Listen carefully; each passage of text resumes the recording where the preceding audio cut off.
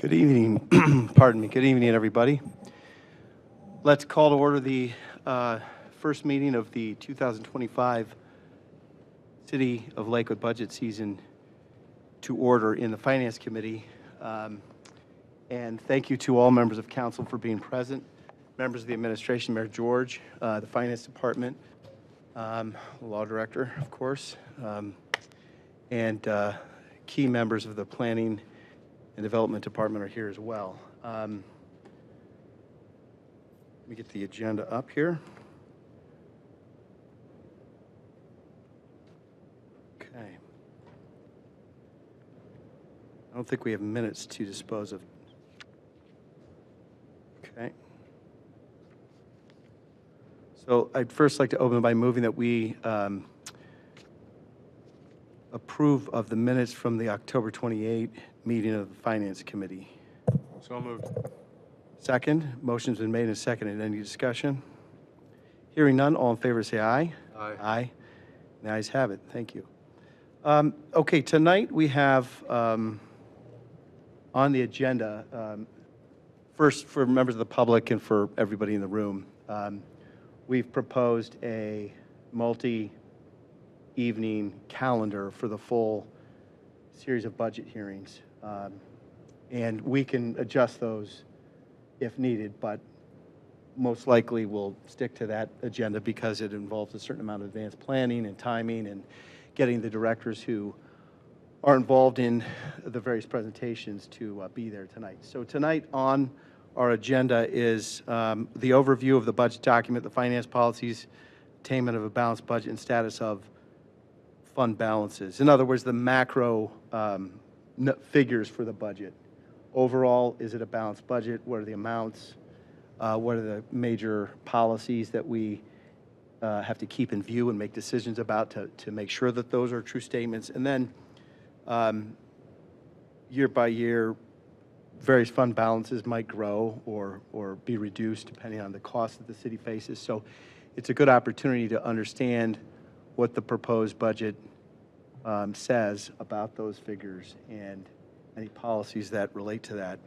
That's the first part of our discussion. And then second, we've got health insurance, workers' comp, salary ordinances, and HR items from presumably a director. The HR director will be here later.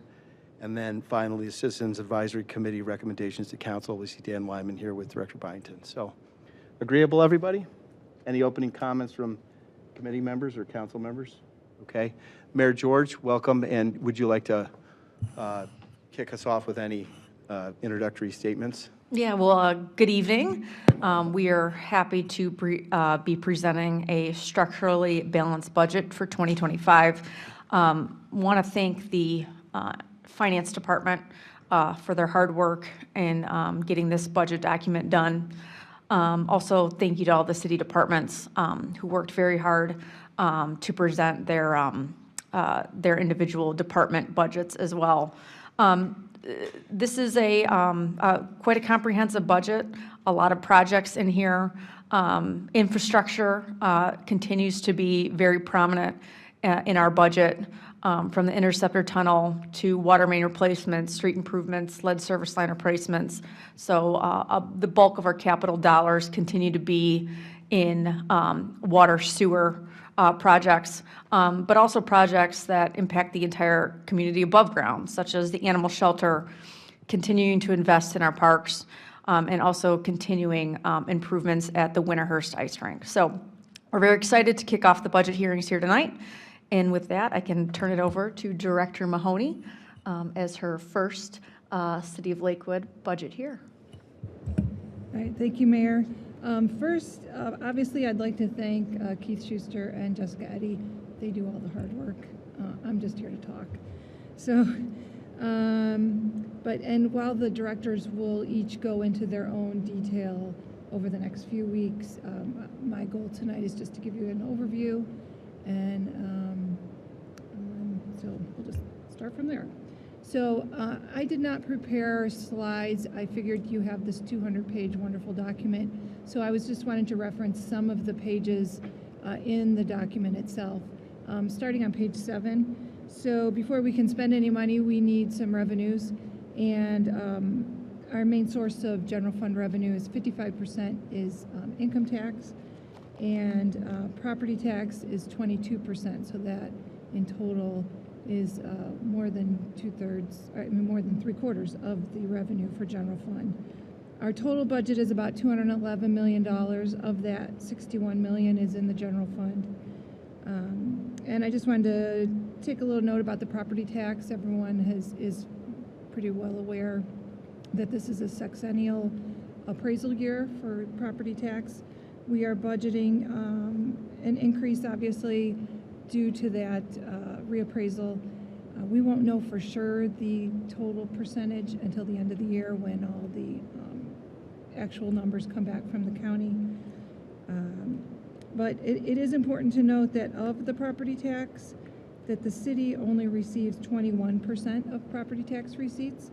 The school receives the other 54%, and the county library and Metro Parks together make up the final 25%.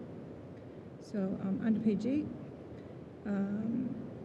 And as the mayor mentioned, it is a structurally balanced budget. In the middle of page 8, you can see where we talk about the reserves, and it's important that the city maintains reserve balances. GFOA, which is the Government Finance Officers Association, their recommendation is 60 days of expenditures, and our current reserves allow us for 66 days. So we are in pretty good shape. And you'll see on page 9 a table that shows back in 2013 we were only at about just under 58 days. So in the last 10 years, the city has been very fiscally responsible and grown that balance to over the acceptable 60 days. So that's all good news. On page 10, in the middle, you'll see that the top expenditure dollar by object, the wages and fringe benefits, most is 74% of general fund budget. So our employees are the most important and the most costly to the general fund. And then towards the bottom of there, you'll see the $76.2 million in capital projects. Obviously, the most expense is just over $58 million for water, sewer, wastewater treatment plant. And if you want further detail, it's on page 163 is the capital projects beginning. And of course, next week we'll discuss those in further detail.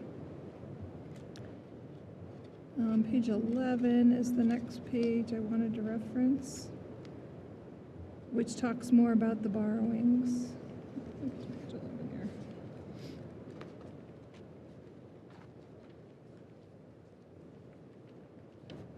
Oh, sorry.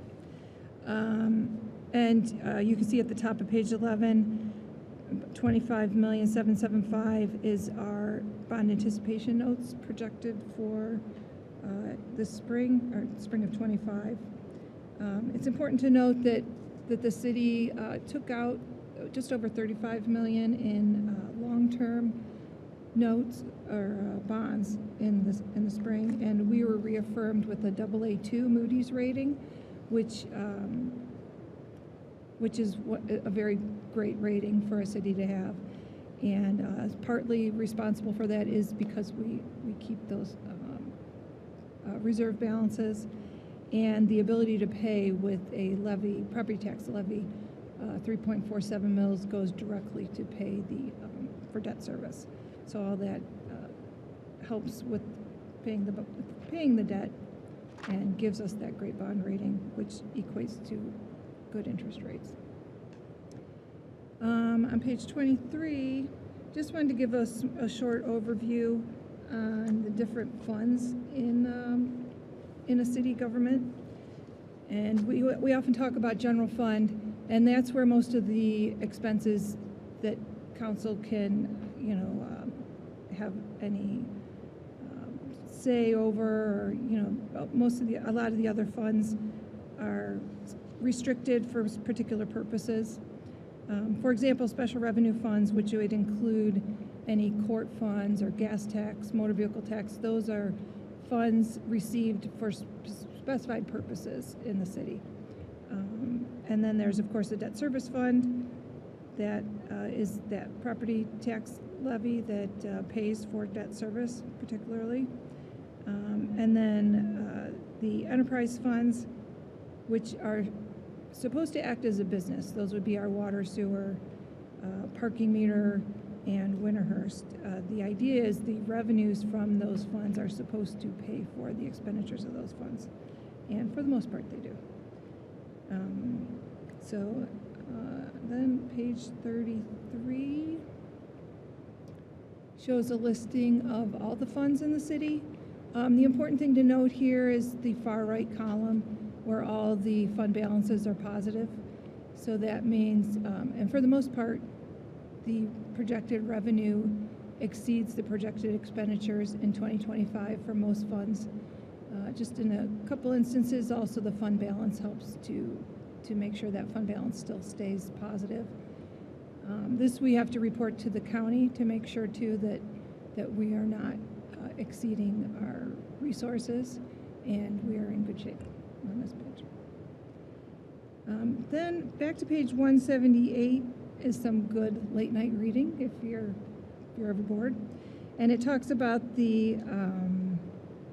how the city finances work. Page 188 particularly. I'm often asked about what can a city invest in, and there it gives you a little detail that, obviously it has to be very secure investments, and we're restricted by Ohio law. We've been fortunate in the last few years to have some nice interest rates, anticipating about $2 million in interest in 25, and so that's a positive to these higher interest rate. If you're saving, it's good. If you're borrowing, not so good.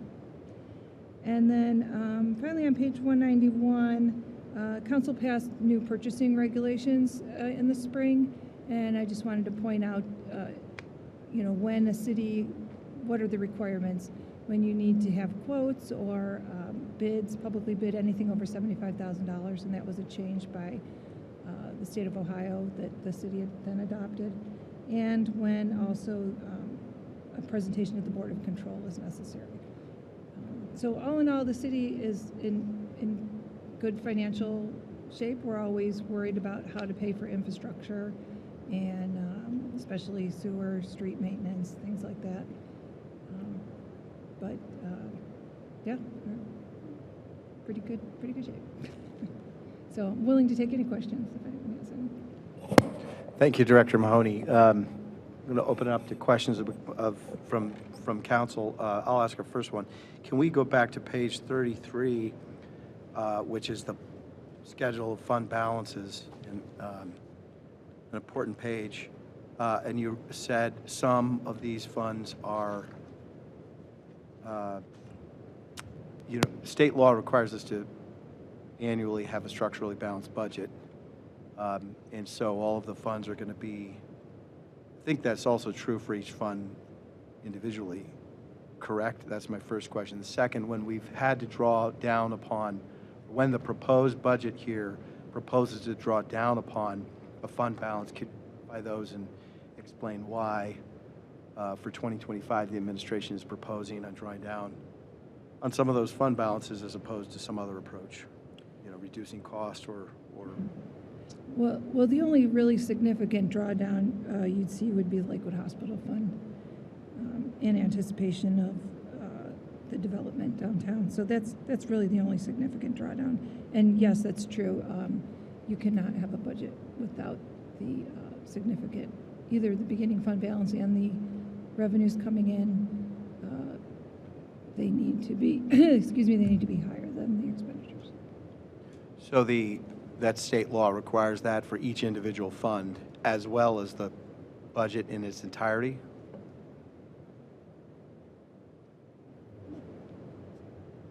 Oh yeah, no, we do not need a structural balance on every fund. The structural balance meaning revenue for the year exceeds expenditures for the year. you must have the current fund, the fund balance at the beginning of the year plus the resources for the year must cover the expenditures. But a structural balance simply says the revenues exceed the expenditures anticipated to come in for that year. And in general fund, that's the most important fund. Yes, that is true for 25. Okay. So I also see CDBG, I'm just eyeballing this now. I think proposes to spend a little more than, let me get my lines correct here. Fund 240, it's a little bit higher. That may be a timing difference. I suppose we'll hear from about that later. And I guess these are projected revenues. That's the other point, is that we're forecasting here both on the revenue and the expenditure side. And maybe that's a point worth making. So in both cases, you know, we're projecting revenues and income to the best of our ability. We'll update that quarterly with actuals. And by the same, in the same way, expenditures could also come in less or more. And I seem to recall over the years, for example, we may have an employee vacancy. Somebody retires. We put out a hiring notice. It takes us a couple months to hire that person, or sometimes longer. And during those periods, the months of the FTE being vacant, the city is saving or reducing its outlays, its expenditures, right? So what's on this page is not quite the same thing as we know for sure this is happening, but that's the projection in the budget, right? Yes. Okay. Yes. So, but nevertheless, I guess I would like to hear, you know, State Highway SCMR fund, I suppose, you know, that's a significant, column 3 there spends more than, significantly more than column 2. I think I can hazard a guess as to why, but that would be, you know, helpful to spend time throughout our budget discussion when we do see a higher expenditure than the projected income. It's worth spending some time on it. You know, the aging fund might be a better example. And then you said hospital fund is which line? Fund 260. Okay, very good. So that is a different one because that's a capital reserve, and the amount listed there, almost 7 million, you anticipate would be for what purpose? For the downtown development. Okay, and do we have more detail at this point that we can describe, or you're just saying as much up to that amount the administration proposes be budgeted or allocated for that purpose? Yes. Yes, and more details are in the, I know there's many discussions on the downtown development. Okay, all right, that covers my points for now. Council colleagues, Mr. Baker. Thank you, Judge Ramoni. Thank you, Finance Department. I know budget season is always fun, and you guys always do such a great job, so it's always my Thanksgiving reading. So I haven't read the whole thing yet over the weekend, but I'm going to do my best over the next couple days here. Question high level. The marijuana or cannabis funds, as I understand, they need to be used for, at least under the state law, for some limited purposes. Where do we account? I tried to do a control F for cannabis or marijuana in the budget document, but I didn't dig deep into it. Can you just explain from a high level what the philosophy is and kind of what the projected, did we project what the amount we get, and just curious as to that. Fund 283 is the opioid settlements. That is the money we receive from all these different pharmacies for, you know, all these settlements that they've, you know, agreed to. And we do pay for a consultant, correct, to help people experiencing those kind of issues. And we are looking at spending it on some other similar programs. We just had some meetings about that recently. My understanding is that it's going to be, and I understand, I don't know everything about it, but from my understanding, there will be, for adult use, marijuana sales, not opioid. Does that clarify? Yes, sorry. Okay. Yeah, we did not budget for those receipts. Yeah. Do we have any indication as to what they may be, or, I understand it's preliminary, we don't know.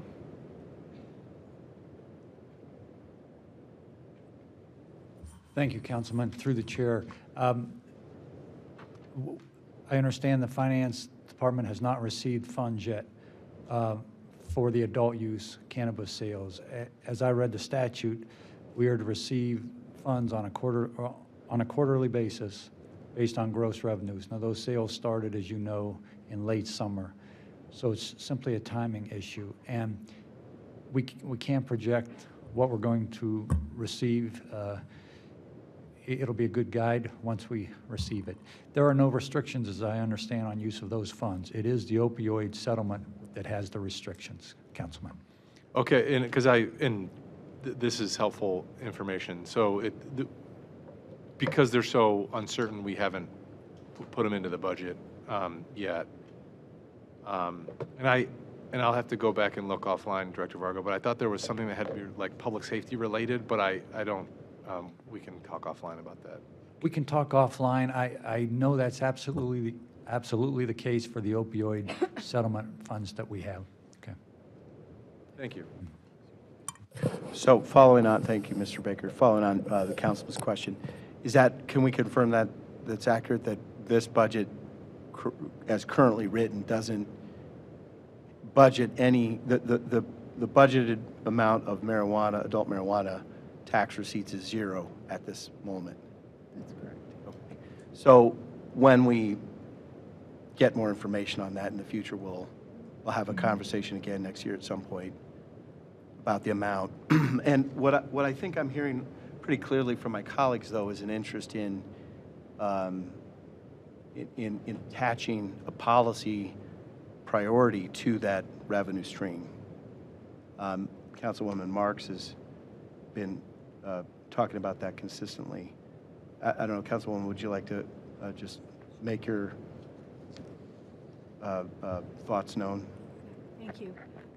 Yeah, I'd like to make sure that those funds from the, it's on. Oh, is it? Oh, okay. I'd like to make sure that those funds are used for some social welfare issues, affordable housing, mental health issues. So I hope that we can designate those specifically so the funds don't get lost into a general fund. So you will notify us when we get our first payment. I will, yes. Great, thank you. And while we're on that topic, are there other council members who want to speak to that issue? Okay. So on that point, Councilwoman, what could scenarios to designate funds could involve administrative policy that the administration designates or doesn't. It could also be a matter of legislation that City Council introduces. So, I think we ought to continue the discussion and bringing into focus what consensus there might be around the use of those funds. I'm certainly receptive to the proposal and the logic of it. Essentially, these are new resources to the city. Clearly, we haven't budgeted for them this coming year or any previous year. And it's a good point that there may be merit to creating a somewhat consistent revenue stream for certain purposes. So, I look forward to your leadership on that and continuing forward on that discussion. Okay, Councilwoman Striebeck, do you want to weigh in on? Thank you. I have another question, not on the cannabis. On page 7, Mayor George, in your executive summary, you have a 3% wage increase from previously negotiated collective bargaining agreements. Can you talk about that a little bit? Can you tell me who that includes, who that doesn't include? And is it based on merit, or is that just an across-the-board thing, or is there a performance evaluation, or how that happens? The 3% is from the previous agreed to contracts. It's the end of the 3-year contract for virtually all of the city is under contractual agreements. And that ends in 25, and then next year we'll start negotiating for the following 3 years. That's every city employee is under that contract?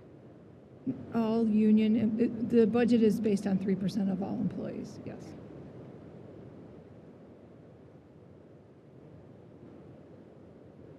A follow-on to that point. So to answer the councilwoman's question, not every employee in the city is a member of a collective bargaining unit.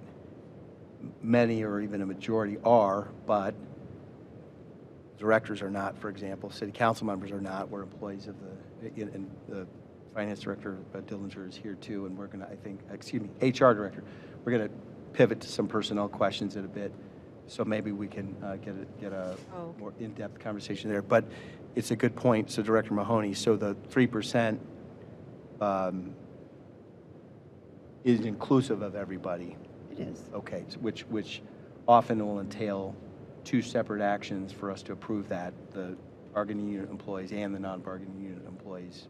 But I'm glad that you're getting on the record, what the proposed budget is. Thank you. You want to go ahead with your next, or did Councilman Rader want to go? Go ahead, Councilman Rader. Hopefully this is a short answer. Thank you for being here. Another great budget year. So just a really quick question on the interest for debt. I forget what page this is. I've got to pull up my computer. Page 36, if you want to up there. And we may cover, I don't know if we're covering debt at a different session, but just briefly, I noticed that 12 million is quite a bit higher than years past.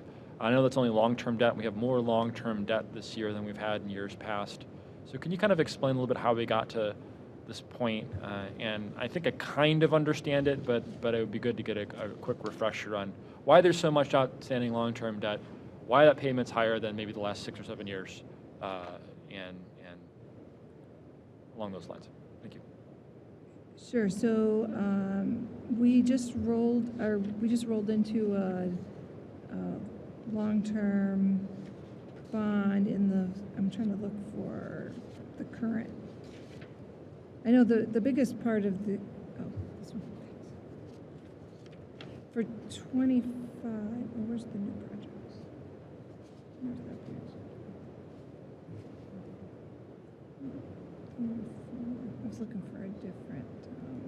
Mr. Chair, to Council Member Rader, on page 34, it actually has our debt listed. So we issued $35 million in 24. We also issued $22 million in 21. So that might help explain for all the capital projects that we've been working on. So part of the $35 million that we issued in 24 included the Foster Pool renovation. It included the refuse facility upgrades. It also included other water and sewer projects that we've been working on. So you'll notice that. And then also on page 37 is a bigger breakout of all the debt that we have all the way through its maturity. The top ones are the governmental funds, which would be funds that are used. The 301 fund is, as Director Mahoney said, is our 3.47 mils that helps pay back all of our debt service for governmental type funds, which would be recreation, public works, versus the items on the bottom, which are for the enterprise funds, water and sewer. And water and sewer are increasing just because we have the loans that are out there. We recently started paying back the $18 million loan on the high rate treatment plant that was completed a few years ago. And through the engineer's office and Public Works, they've gotten quite a few Ohio Public Works grants and loans over the years. So you'll notice that those are higher. And there will be more borrowing coming up as we go through the next few years. Very good. Fitting, that was my first committee hearing that I chaired, was approving, I think, $18 million back in 2018 for the high rate treatment. So there's a lot of things that are getting rolled into that long-term debt. That's why that number kind of appears to be higher, but it's all sort of balanced out with the short-term notes. And yeah, a lot going on, a lot of projects, kind of the bills are finally coming due, but it seems to be a manageable portion, right? Our debt service is within limits and certainly manageable in terms of overall budget. Very good. Thank you, Mr. Chair. Thank you, Councilman Rader. Good questions. Mr. Schuster, can you unpack what you said? You expect more, significantly more capital projects in the coming years. Is that sewer and water primarily, or what do you have in mind when you say that? Well, Mr. Chairman, as Director Mahoney said, I think we're going to unpack a lot of this next Monday when we talk about the whole capital plan. But as Director Mahoney indicated, right now, there's a plan to borrow, $22 million of bond anticipation notes next year. A lot of that is for our water and sewer improvements. There's $9 million just for the water line improvements, and there's $10 million just for the unexciting work down at the wastewater treatment plant. So 19 out of, what did you say, 22? 25. 25. Yeah. 19 out of 25, okay. Yeah, page 11 is a little, might help you with the new money.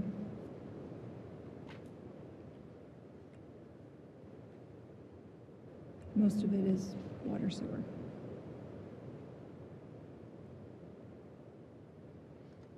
Okay. Okay, but to keep on this line of questioning, if we had, and I know we don't today, if we had the same chart at the top of this page on screen for 2026, 2027, 2028, I think what I'm hearing you suggest is that we'll also see proposals for hefty amounts of water main and sewer improvements. Mr. Chairman, as we indicated, I think in the capital plan, you'll see all the proposals there. Not all of it is borrowed money in each of the years, but we'll go through all that when we, they're proposals for 26 and beyond. Right now, we know kind of what we are looking at borrowing for 25, but there are other projects out there.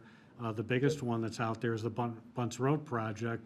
That's going to be a 2-year project, 26, 27, and that's over a $20 million project combined between the roadway, water, and sewer. Right now, Engineer Papke has been working on getting additional grants. I know we have some NOACA money coming in, so everybody's working on what we can do to offset any additional borrowings on some of these major infrastructure projects. Sure, those are great points. And is that partly potentially a county-funded road, or no, the Bunce? I'm sorry? Is that potentially county also funded? I believe the county has given us a grant. What's that? 1.5 on the document. 1.5. Okay, excellent. So now I've lost my my follow-up, but why don't we go ahead to another council member? Council President Keppel or Councilman Evans, you have would you like to raise? Okay.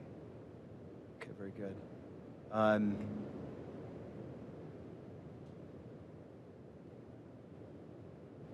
Okay, so actually, Mr. Schuster, I remembered what it was. On the affordability question that Councilman Rader asked for capital, again, we'll get more into this in the capital budget, and I also know that Councilman Baker wants to look at our borrowing practices as a policy in general and evaluate or understand, do we have opportunities to make some changes that could be more favorable and reduce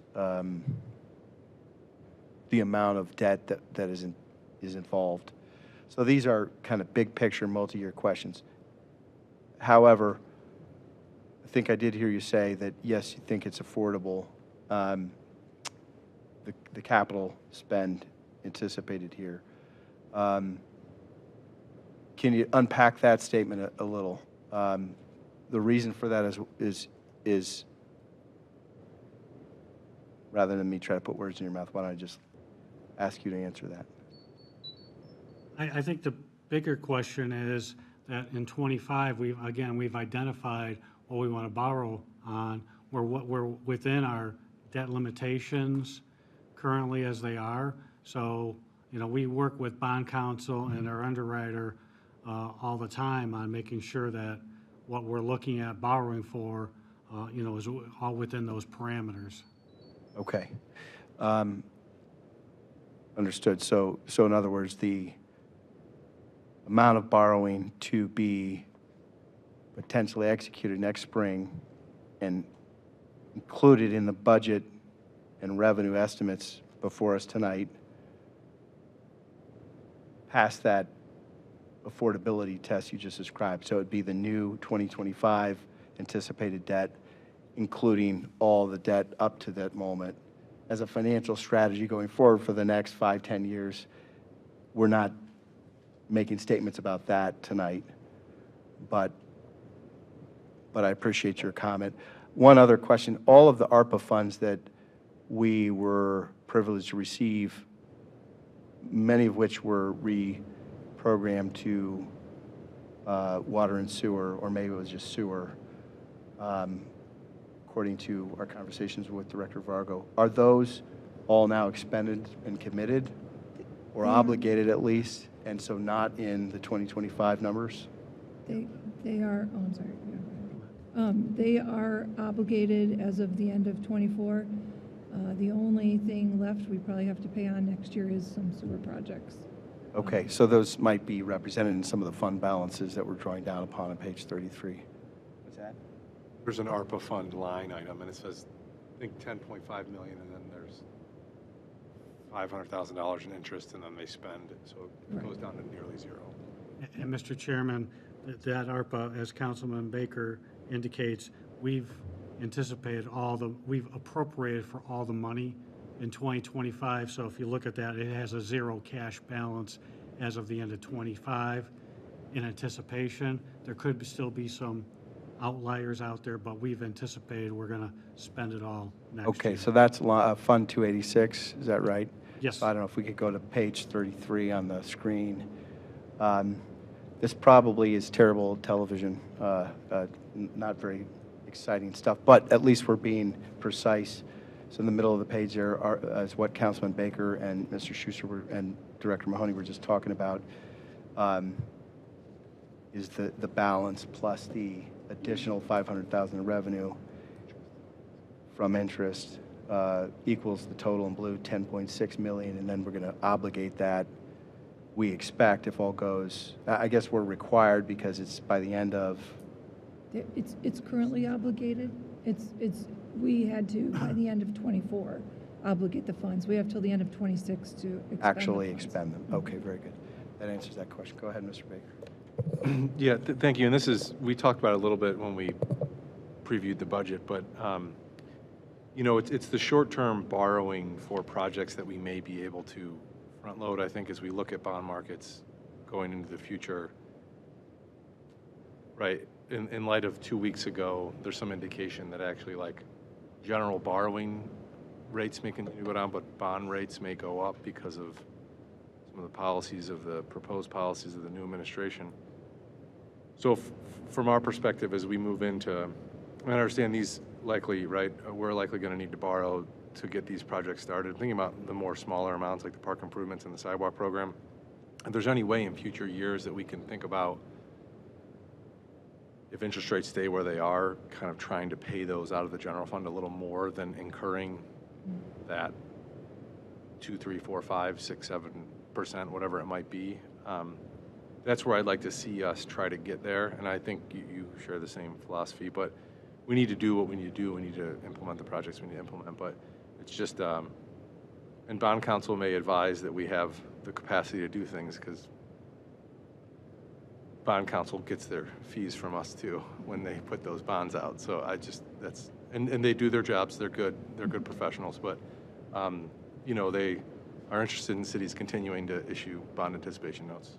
So I'll just say that. But I just think in the future we should try to do that as we move forward. And if I could, Chair, that has been the philosophy of the last few years, is trying to limit our debt exposure, especially knowing the millions and millions of dollars that we're required through the EPA to spend on water sewer projects. So this budget does reflect that. As many projects as we could incorporate into department budgets, general fund we have, where you see we are going out to debt are those that we're simply just don't have enough in general fund to pay for. But that has definitely, certainly been all eyes on myself, the finance department, is to limit our debt exposure. Thank you, Mayor. Okay, any other questions on this leg of the agenda? Then let's pivot to the next section of our discussion, which is, we're a little ahead of schedule, health insurance, workers' comp, salary ordinance, HR items, status of collective bargaining contracts. And Director Dillinger, thank you for being here. There you are. And maybe you could give us a quick prelude. We delved a little already into some of this, but it's good to have a focus on those costs. And, you know, one question I'd like to get right out there is, what's our head count? What's our trends in head count? Given Director Mahoney pointed out on one of the pages, 75%, I believe, of our, I think it's general fund costs are allocated to our personnel, our employees, our talent, and that's the nature of the work of a city government. But as a financial management strategy, how are we planning to also be good stewards of budget pressures Sure. when it comes to personnel? Thanks. Yeah. So do you want me to start there? Or would you like me to No, do the go presentation? go ahead Okay, and I'll go do through the your- presentation, and if you feel like there's something not covered, we'll come back Very to it. good, thank you. Okay. So thank you for having me today. My budget presentation is short and sweet like usual, but a few things that we'll kind of talk about are what we've accomplished this year, what we're going to do next year, and then the big ticket items, workers' comp and health insurance. So this was the main focus. As you may recall, I was actually out the first quarter of this year on paid parental leave, so probably didn't, the quantity of accomplishments may not be high, but I think the quality is high, given that most of our focus was on the human capital management system that will be launching 1/1. So we've been really doing a lot to get that in place for open enrollment that we're in currently, and then to make sure we're ready to go for 1/1. So that's been our primary focus this year. Next year, we will continue to implement this system through the first quarter. We have an HR storage room, if you will, in the basement. There are a lot of records Human Resources is required to keep forever because it's the public records retention. That's what we're required to do. So we've worked on our office, so now we're going to move on to the next space that's just kind of been hidden and get that cleaned up and get some grievance files that we're required to keep, get that all scanned and cleaned up. And then we have always kept personnel files in one standard file. We'd like to get that organized and broken down to training, and medical's always been kept separately due to confidentiality, but, you know, training, discipline, what's actually payroll related, that type of stuff. So get that organized, which will allow us to do that in our new ADP system. Here is our human resources budget. So we don't have any increases for next year. I think it was in 23, beginning of 23, where we really went down from 3 full-time to 2.5, and now we are just at 2 individuals. Leah Kubiak and myself are the HR department. And I think a lot of that speaks to the advancements we've tried to make in the HR department by using the technology that's available out there, and really trying to make our office more efficient has allowed us to. And that kind of speaks to a little bit of the overall goal, right? You know, where's the cost management when it comes to personnel? And I think when we can find ways to use technology or more efficiencies, that won't always happen across the board. You know, we're always going to need individuals to pick up leaves and to snowplow. And so it's not always easy to do that in all the areas. But in the departments where we can find those efficiencies, we work to do that. And so we've done that in the HR office. So you will see that our budget's running, there's no increases for next year. In fact, a slight decrease in a few of our line items. Here's our workers' compensation fund. Again, no increase here.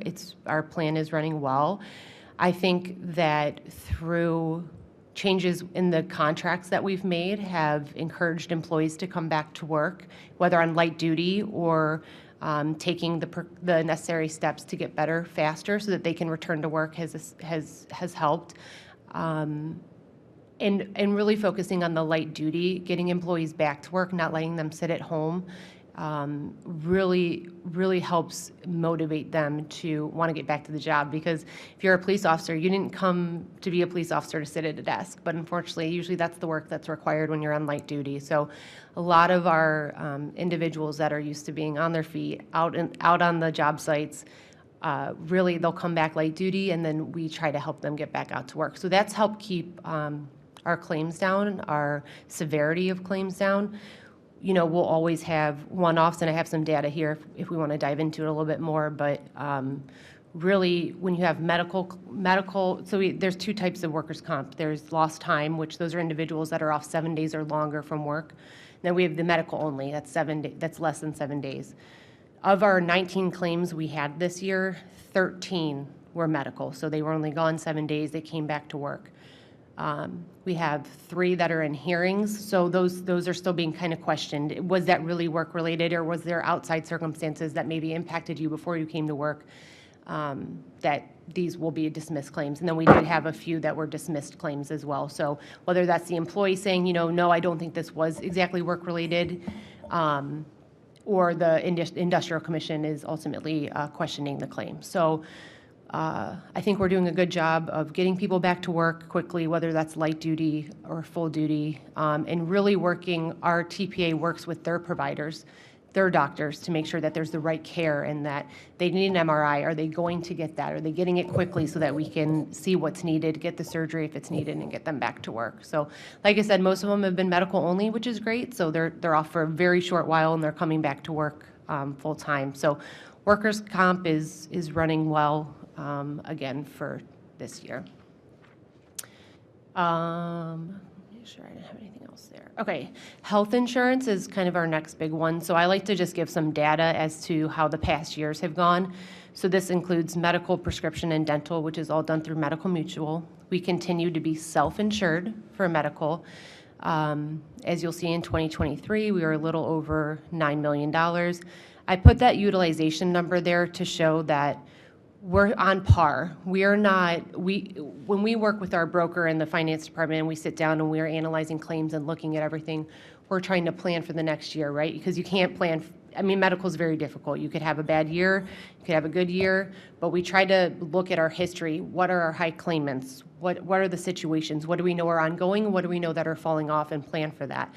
So you'll see in 23 and then through 24, so we were at 98.2 in 2023, which is good. If we were 100%, that means for what we expected to pay, we paid. So we fell under that. Same thing in 2024. As of September 30th, we're falling in that same area. And then 2025, this is our expected number, which you'll see on here. We're looking at an overall 3% increase in hospitalization. We often compare ourselves to the annual CERB insurance report, so that's done with all the public entities across the state, and those numbers are actually coming in higher than where we're at, which I think that shows a lot of Lakewood being smart consumers. So the CERB report shows that the single premium is increasing by 5.9%, and the family is 6.2%, which we were 4.8%. You'll see 4%, it rounded down on there, but so we're under the average that's happening across the state. So I think we're doing some great things here in Lakewood to be able to do that. And we're also trying to plan. You know, we, like I said, showed our utilization has been good, but we're still working to build kind of that rainy day fund for that time if we have a bad year and we don't want to have to ask our employees for a 10% premium increase. We can kind of take that load off and be able to fund that a little bit, and then not have our employees having to fund such a large increase in premium. So we're planning for that. So really 3% in overall hospitalization is a great place to be. They see averages from 10 to 30% annually, especially when it comes to stop loss insurance, because we're self-funded. We have to carry that excess loss coverage to make sure that if there's any high claimants, we're not, subject to those bills. So I give a lot of credit to our broker and to the finance department for helping us manage all this and making sure that we're staying on trend and staying up with all the things that are happening in the medical world because it is ever changing. This is kind of just a pretty graphic of everything I just shared with you. What I did want to share is as far as the consumer, the utilization. A few years ago, we introduced the high deductible health plan, and we have been encouraging employees to move to that plan. And I would like to share that in this year. Find that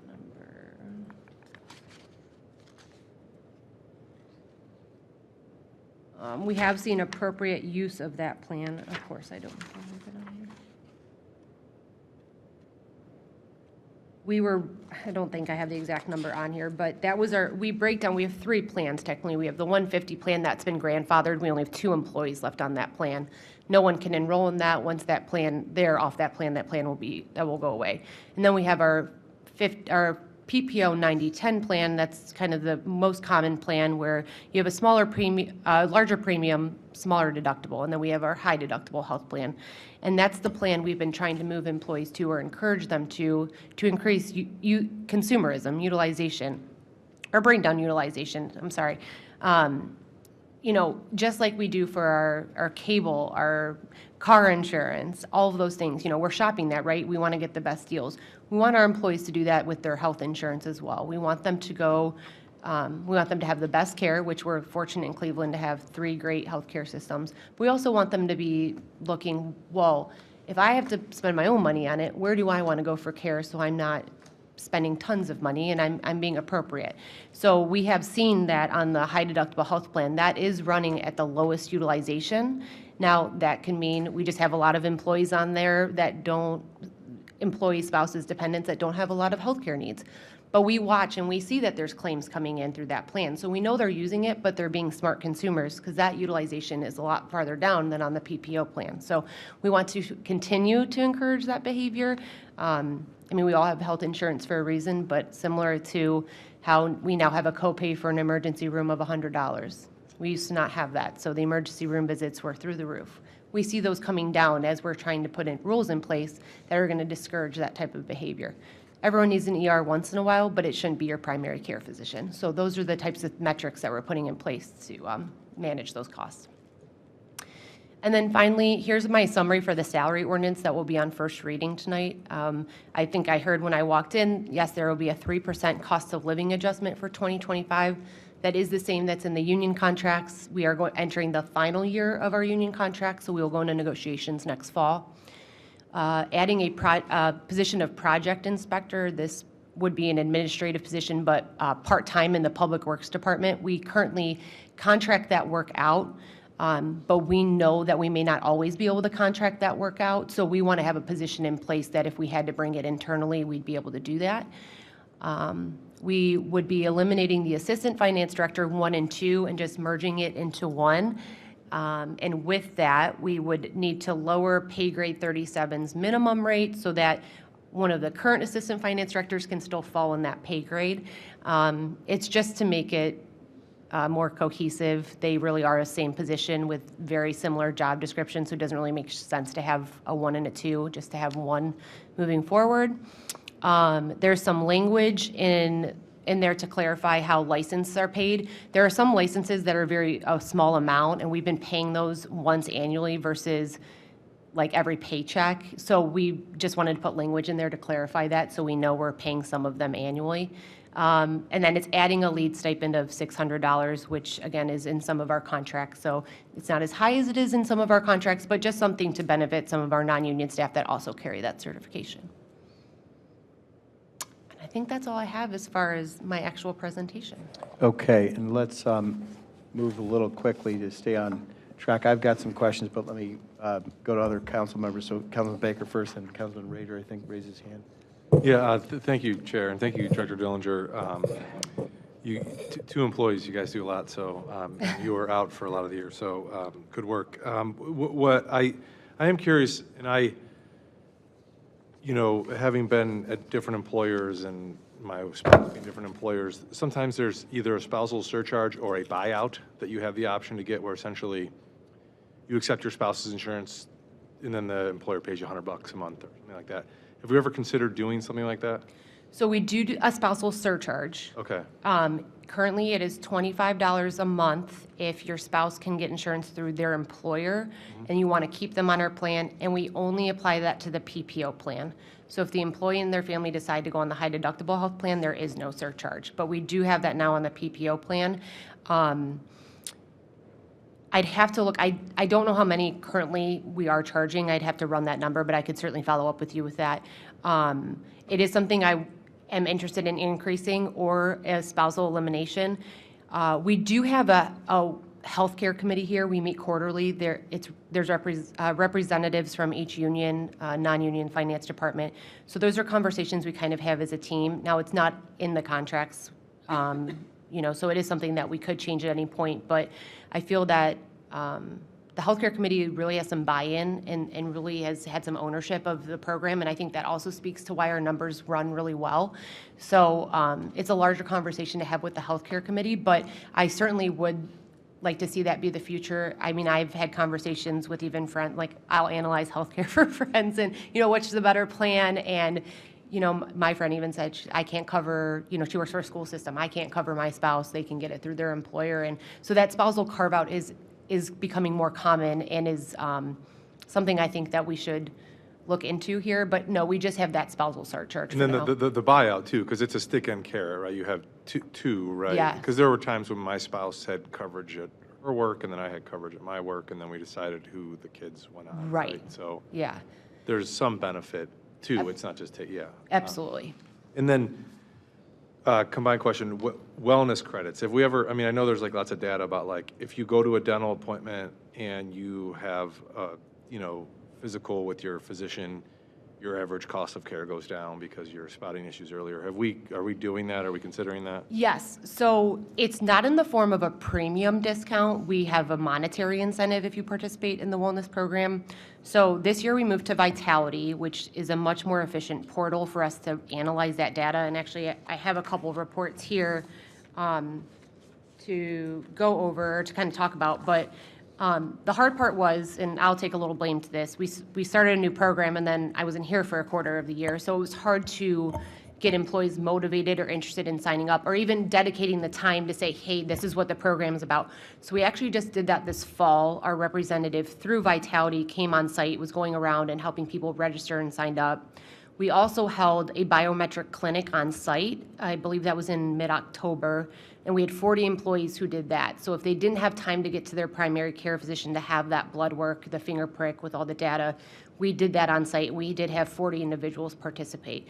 So we do see that employees want to do it. I think it helps that we provide it on site so that they're, all of us are busy, who has time to go get that, and you're not necessarily doing it every year. So I do see an increase in participation through this portal because it's giving us a lot more data than we ever had before when we had Upshot across the street. So we do offer that monetary incentive by performing your health risk assessment, your biometric data, and then doing programs through here, like logging your workouts, wearing your Fitbit or your other counter of steps. So based on what tier you reach, so there's silver to platinum, depending on where you fall, you'll get a monetary incentive.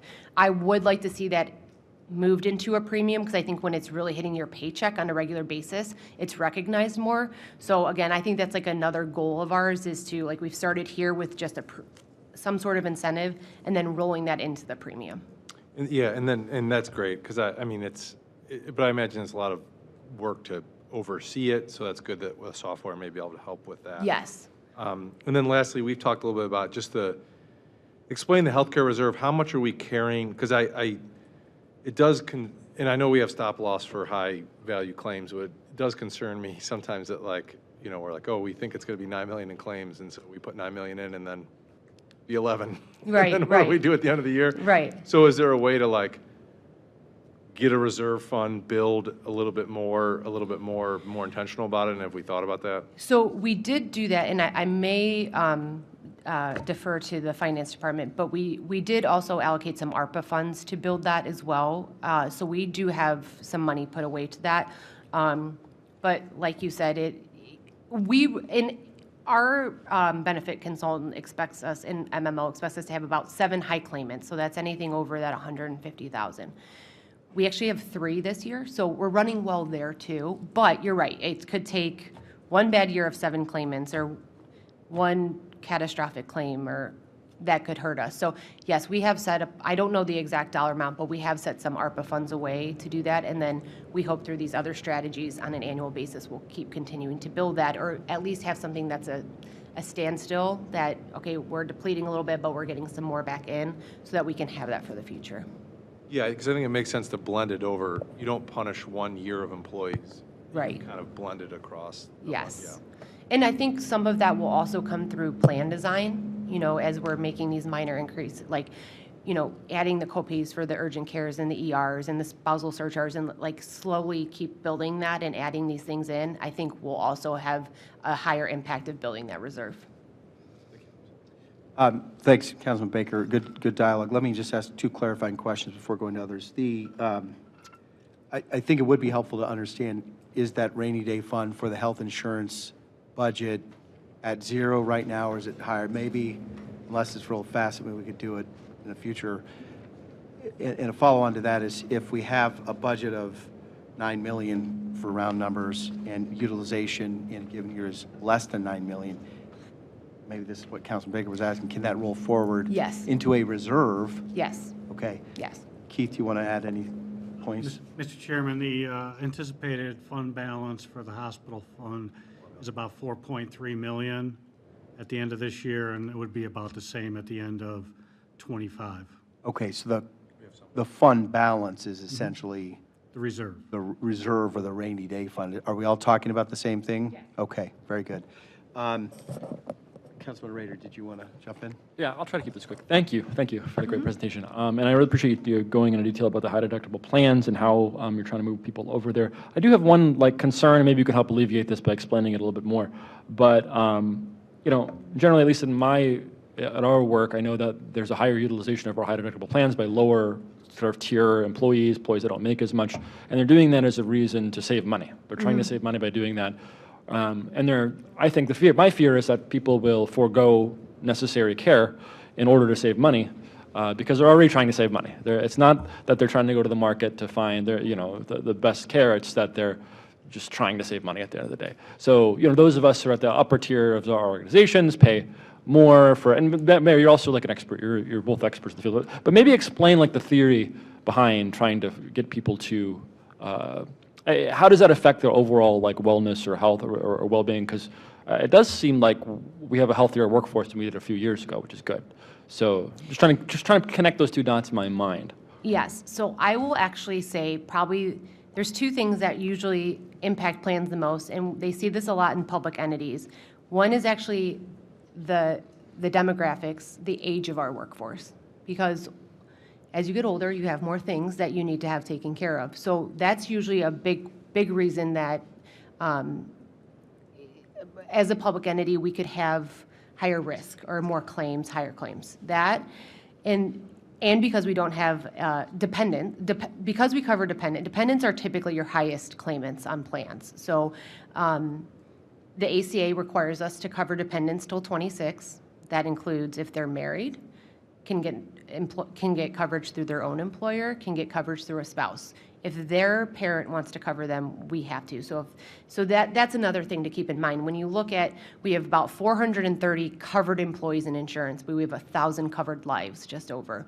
So most of our expenses are on dependents, right? When you just look at the sheer number of volume that we cover.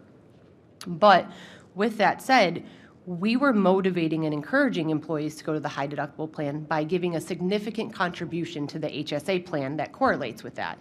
So by doing that and getting them kind of started, right? Because a high deductible can be scary. You think January 1, especially I've got 3 kids, right? My son breaks his arm. Well, there goes my deductible come January.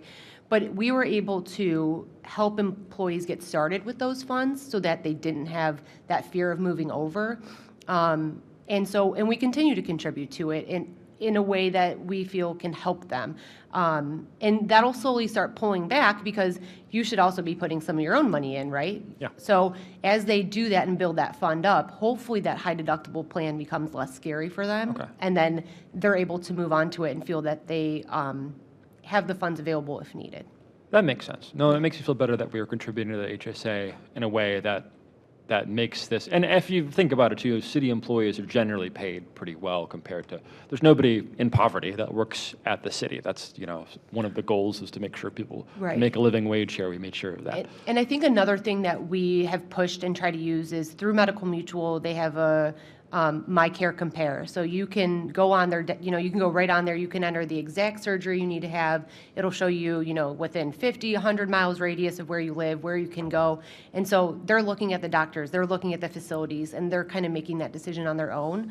But those are the things that we're trying to encourage employees to use that make them feel comfortable, but also keep costs down for us, and then hopefully don't break their bank either. Yeah, great. Thank you for that explanation. Yes.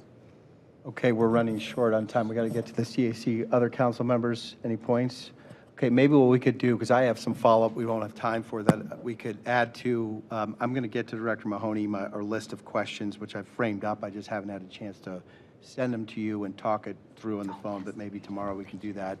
And I can incorporate these. I do, Director Mahoney, a couple quick rapid-fire points. I think we heard 2025 is the third of 3 years in our collective bargaining agreement, so we're scheduled to go into negotiation between you and the law department and potentially outside counsel. I would strongly recommend and request that City Council, some of us, be consulted at the beginning of that process in terms of big picture financial goals and other related policies. I recognize that the administration is the lead negotiator, but in the spirit of shared policy making, maybe before those negotiations begin, we could have some communication. That's as much as I got there. There's head counts on page 14 of the budget. I see that since 2022, we are increased by 10, so from 412 total full-time employees or FTE equivalents to 422. That's not a uniform line. For example, police had more employees, now they're going back down. So there's probably a nuanced conversation to have. Sometimes we're for talent attraction and retention, we might add an FTE and come back down. In other cases, it looks like we are adding FTEs. The reason I zero in on this point is that's a cost multiplier for us. So if we have 10 more employees, the conversation we just had about benefits is multiplied by potentially 10. That said, that's our core resources, talented and skilled and committed employees. So all of these things are quite legitimate to discuss, but I guess I'm inviting us to have eyes open as we do this. So more to come on that. We under budgeted for you, Director Dillinger. Apologies for that. That's okay. I probably talked more than I thought I would myself. So thank you for your It was a time. good presentation, very enlightening. Thank you. Thank you.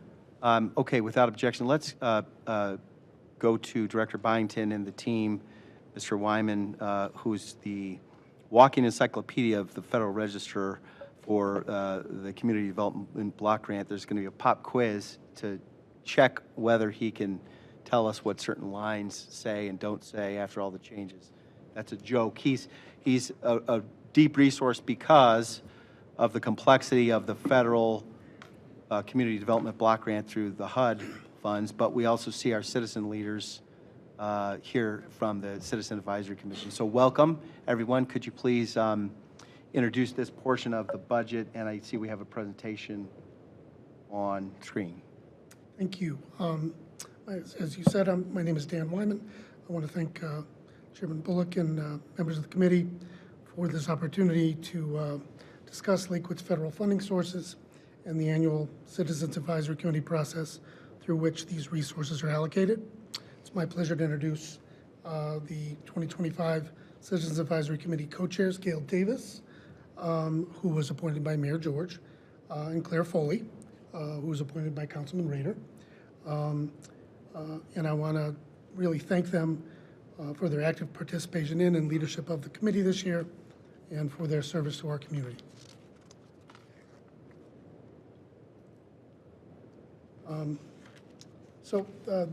Over the past year, the committee convened 4 times in August and September, and you see the dates up here and sort of what occurred during those meetings.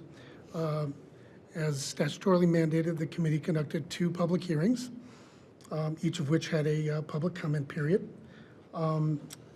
During those meetings, the committee reviewed funding applications and heard presentations from both city departments and not-for-profit agencies requesting 2025 Community Development Block Grant, or CDBG, and Emergency Solutions Grant, or ESG funds, and then finally developed 2025 CDBG and ESG funding allocation recommendations based on an estimated 2025 CDBG award of $1.8 million and an estimated 2025 ESG award of $160,000.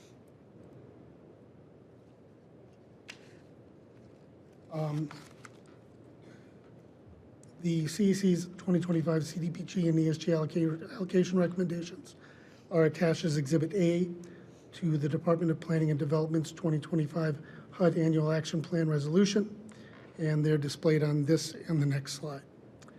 This slide indicates each CDBG activity's 2024, last year's funding level, the 2025 funding request, and the CEC's 2025 allocation recommendation to City Council.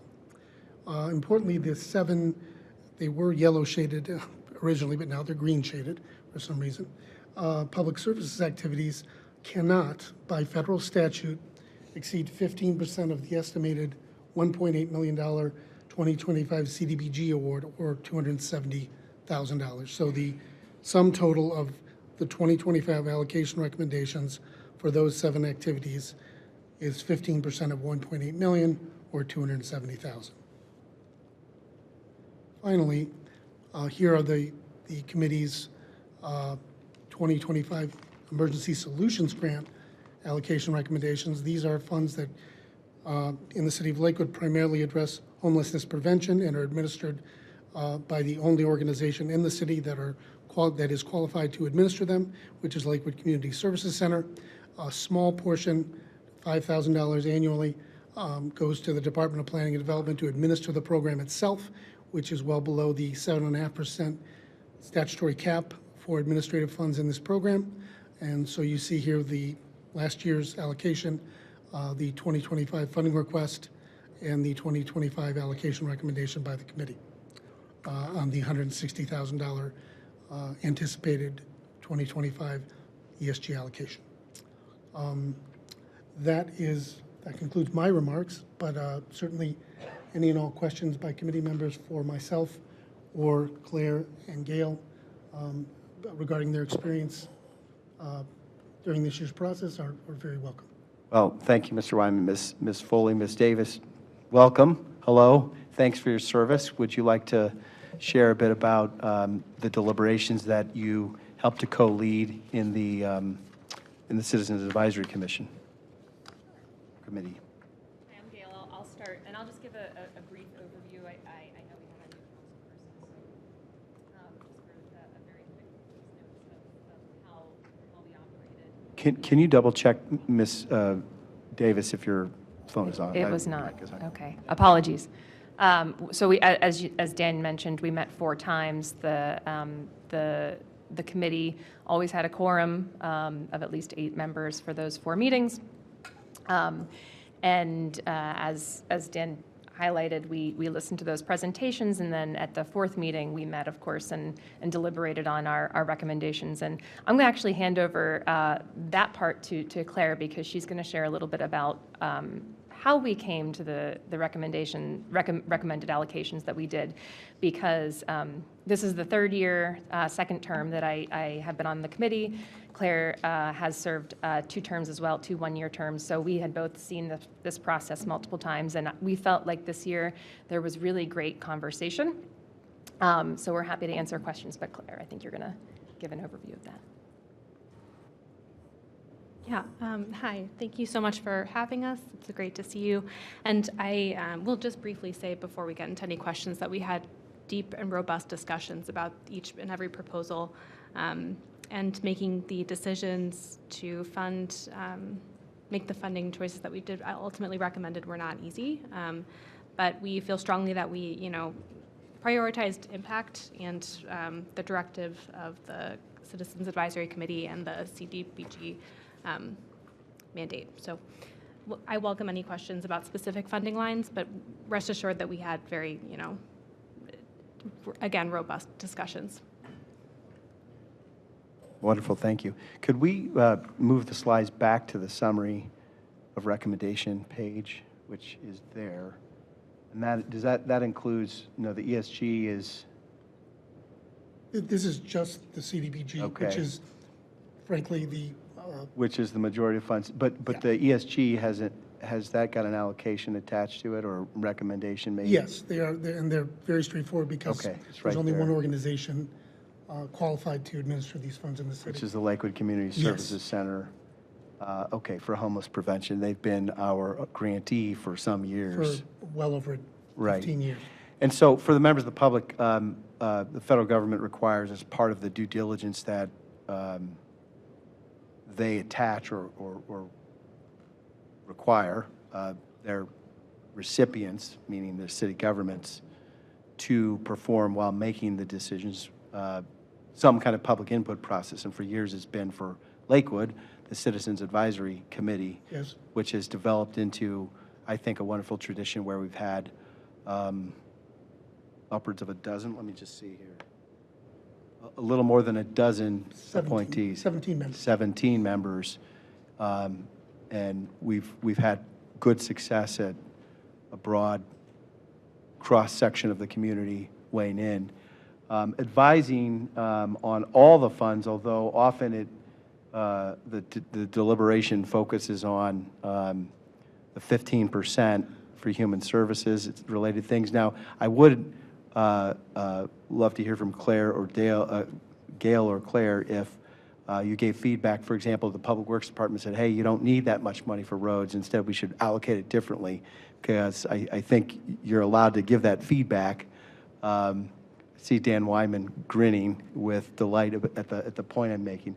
But it sounds like the discussion for the fiscal year, the current fiscal year is focused on the items on screen, right? Fair to say. So maybe if we go through those points,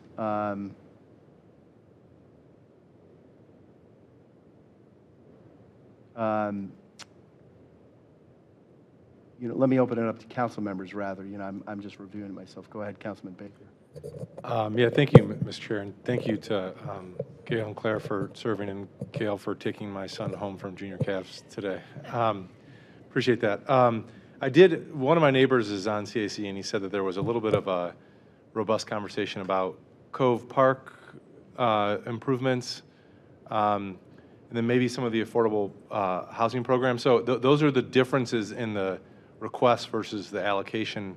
So could you talk us through those two issues and kind of why the committee landed where they did? I could maybe give a preface to that, and then I think they could give you some of the input regarding the committee's deliberations. So the initial proposal was for $150,000, and it was to do two things: to provide funds for a connector between Thoreau and Donald, a pedestrian pathway, as well as the conversion of a vacant city-owned lot to overflow parking for Cove Park, which is, anybody who's been to Cove Park in the summer understands is a desperate need at that park. And another thing about Cove Park is we've done considerable improvements. In fact, we kind of gave that park an overhaul with CDBG funds beginning in 2016 through about 2018. So there's a history of CDBG investment in that park. And that proposal eventually, after deliberation by the committee, was narrowed down to just the conversion of the vacant lot into overflow parking. And at that point, I will leave it up to committee members to tell you how they were thinking about it. I do not have it with me. It would have been helpful, and I apologize for not having it. Sure. I will start us off and say that, again, I think the level of impact to the community drove our decision-making around this. We had a discussion about how the connector might be likely to happen in other ways, given Lakewood's impressive connectivity plan and community master plan goals, whereas parking, the parking lot impacts were immediate. Our committee had a lot of experience, both personally and I think in like community knowledge around the parking needs of that park, and felt that it was more of an immediate need than that would make a big impact. So, Gail, I invite you to jump in.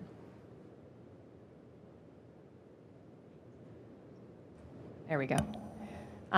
So if you, I don't know if anyone looks at Google Maps as much as I do and the satellite view, but if you can visualize Cove Park, you have Cove Park right next to the train track, so it's immediately to the south. And you have Thoreau Road, I think, Avenue Road, immediately to the west.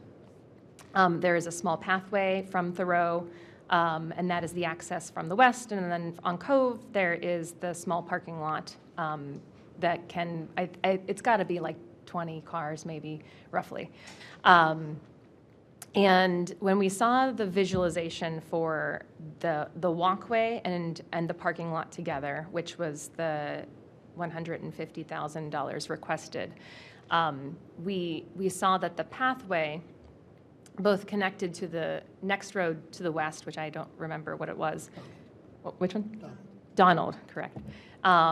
It connected from Donald to Thoreau, which, you know, I think the committee seemed supportive of the pedestrian access. I think our main concern was that the pathway was, if you look at it big picture, and there is maybe an eventual desire to create some sort of walking pathway along the train tracks or to connect the east-west roads.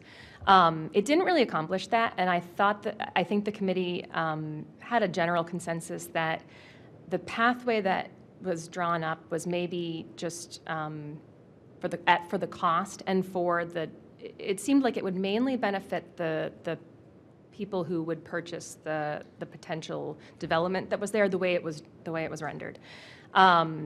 And we just thought if you're eventually going to build a multi-use pathway that's going to best serve the community and pedestrians and bicyclists, that is a better use, we felt, of the CDBG funds versus making a sidewalk for the limited number of potential residents who would live in this new development.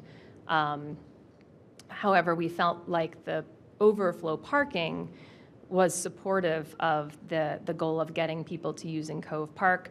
I myself am one of the people who has used Cove Park. My kids went to the family room meetups there for many years. T-ball, we know that parking is an issue, and as much as we are a walking community, especially at rush hour when those T-ball games start at 5:30, sometimes you have to drive. So our philosophy was the parking lot seemed aligned with the CDBG mission. We weren't convinced that the pathway, the way it was rendered, would do that. I'll leave it at that. Thanks, Mr. Baker. And then I do see that there was an increase to affordable housing programs.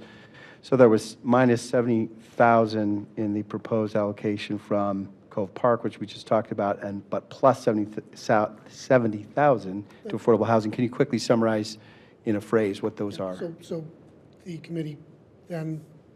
is that rent assistance or is that development assistance? That is for affordable housing financial assistance. So okay. It is to support the city's affordable housing programs.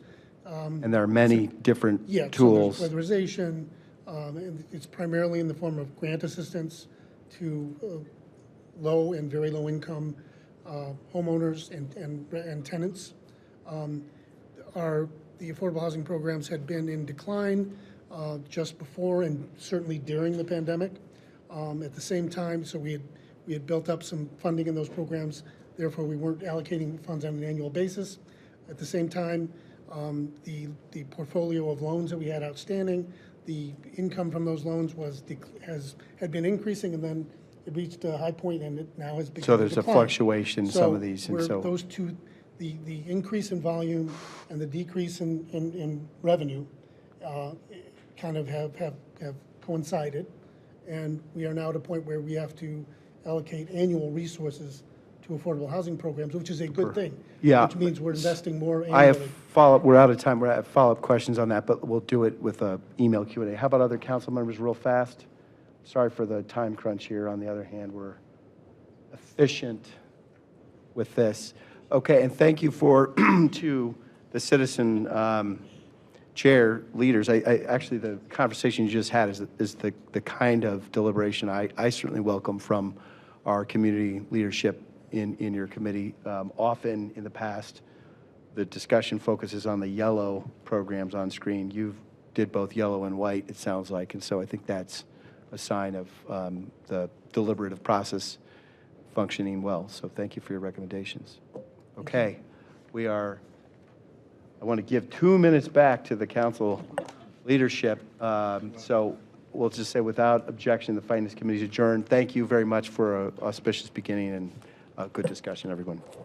We'll take 5 minutes only, and then We'll we'll. go ahead and speed up. Thank you.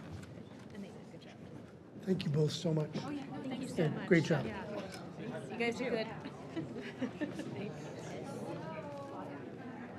Howdy, neighbor. Howdy, friend. How's it going? Good to see you. Good to see you. Thanks for being here for the time. I have to laugh because I don't know if you remember how long it was. Sometimes they really get. Oh, yeah. And I could see you guys. Excuse me, you cannot have that back.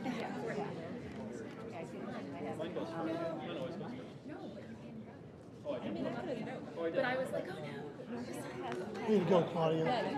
Hey, And then I went outside and I was like, oh, it must be because actually one of our neighbors.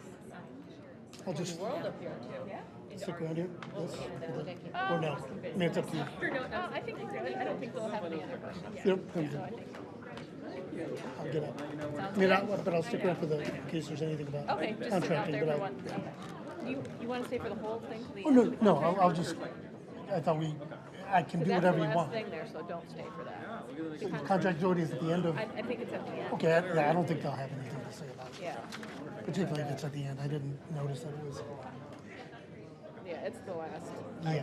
And like I said in my email, they've never, like, there must have been, it's funny that I just, after all this time, I've taken it for granted that, and I don't think I've read it that granularly, but at some point they had to have had individual, but I think, but then they just, like they said, that's absurd, we're not gonna know. Yeah. So they just put this big number there, Yeah. and no one's ever questioned it, so I don't anticipate they will. But it's a good question. And by the way, it's in there twice. Oh, is it? Yeah, it's like, it's up on top and then it's right before too, but no one, Okay. except you, which is good. I just wanted to make sure I No, knew the it's answers it's a terrific question. But one that probably should be asked more. Anyway, thanks. Yep. You enjoy. Thank you. And you enjoyed the rest of your night here. There's so much to go on. Yeah. Yeah, I know. Downtown. But you get to hang out with Dave. Dave looks excited. Can we just squeeze it? I thought you just came support you, Dave. Okay. You know what? I'm sorry, Dan. Oh, no, you're not. You're not sorry at all. You're not even sorry a little bit. Hey, Chad. Honestly, not. How are you? You said 1 cent per Sorry. People just, they must know you're here. 'Cause Every time I see this many people, I get very concerned. You're for very the rest of my popular, night. Chad. Not even close. Hi. Chris, are these all your fans? Really? Because you don't clear their road fast enough? All right? Well, Chris, you know what? Same feelings mutual.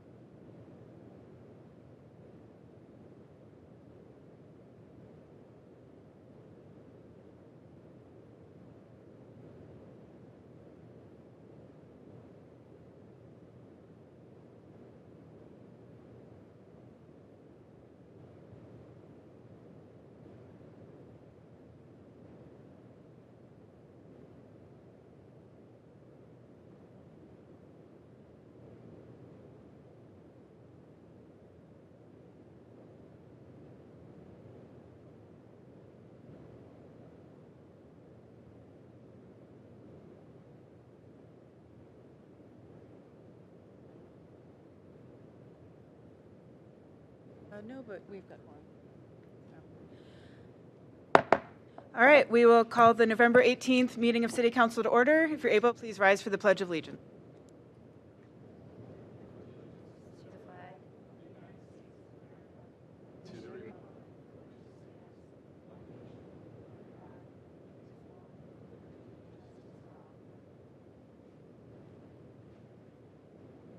We'll now pause for a moment of silence.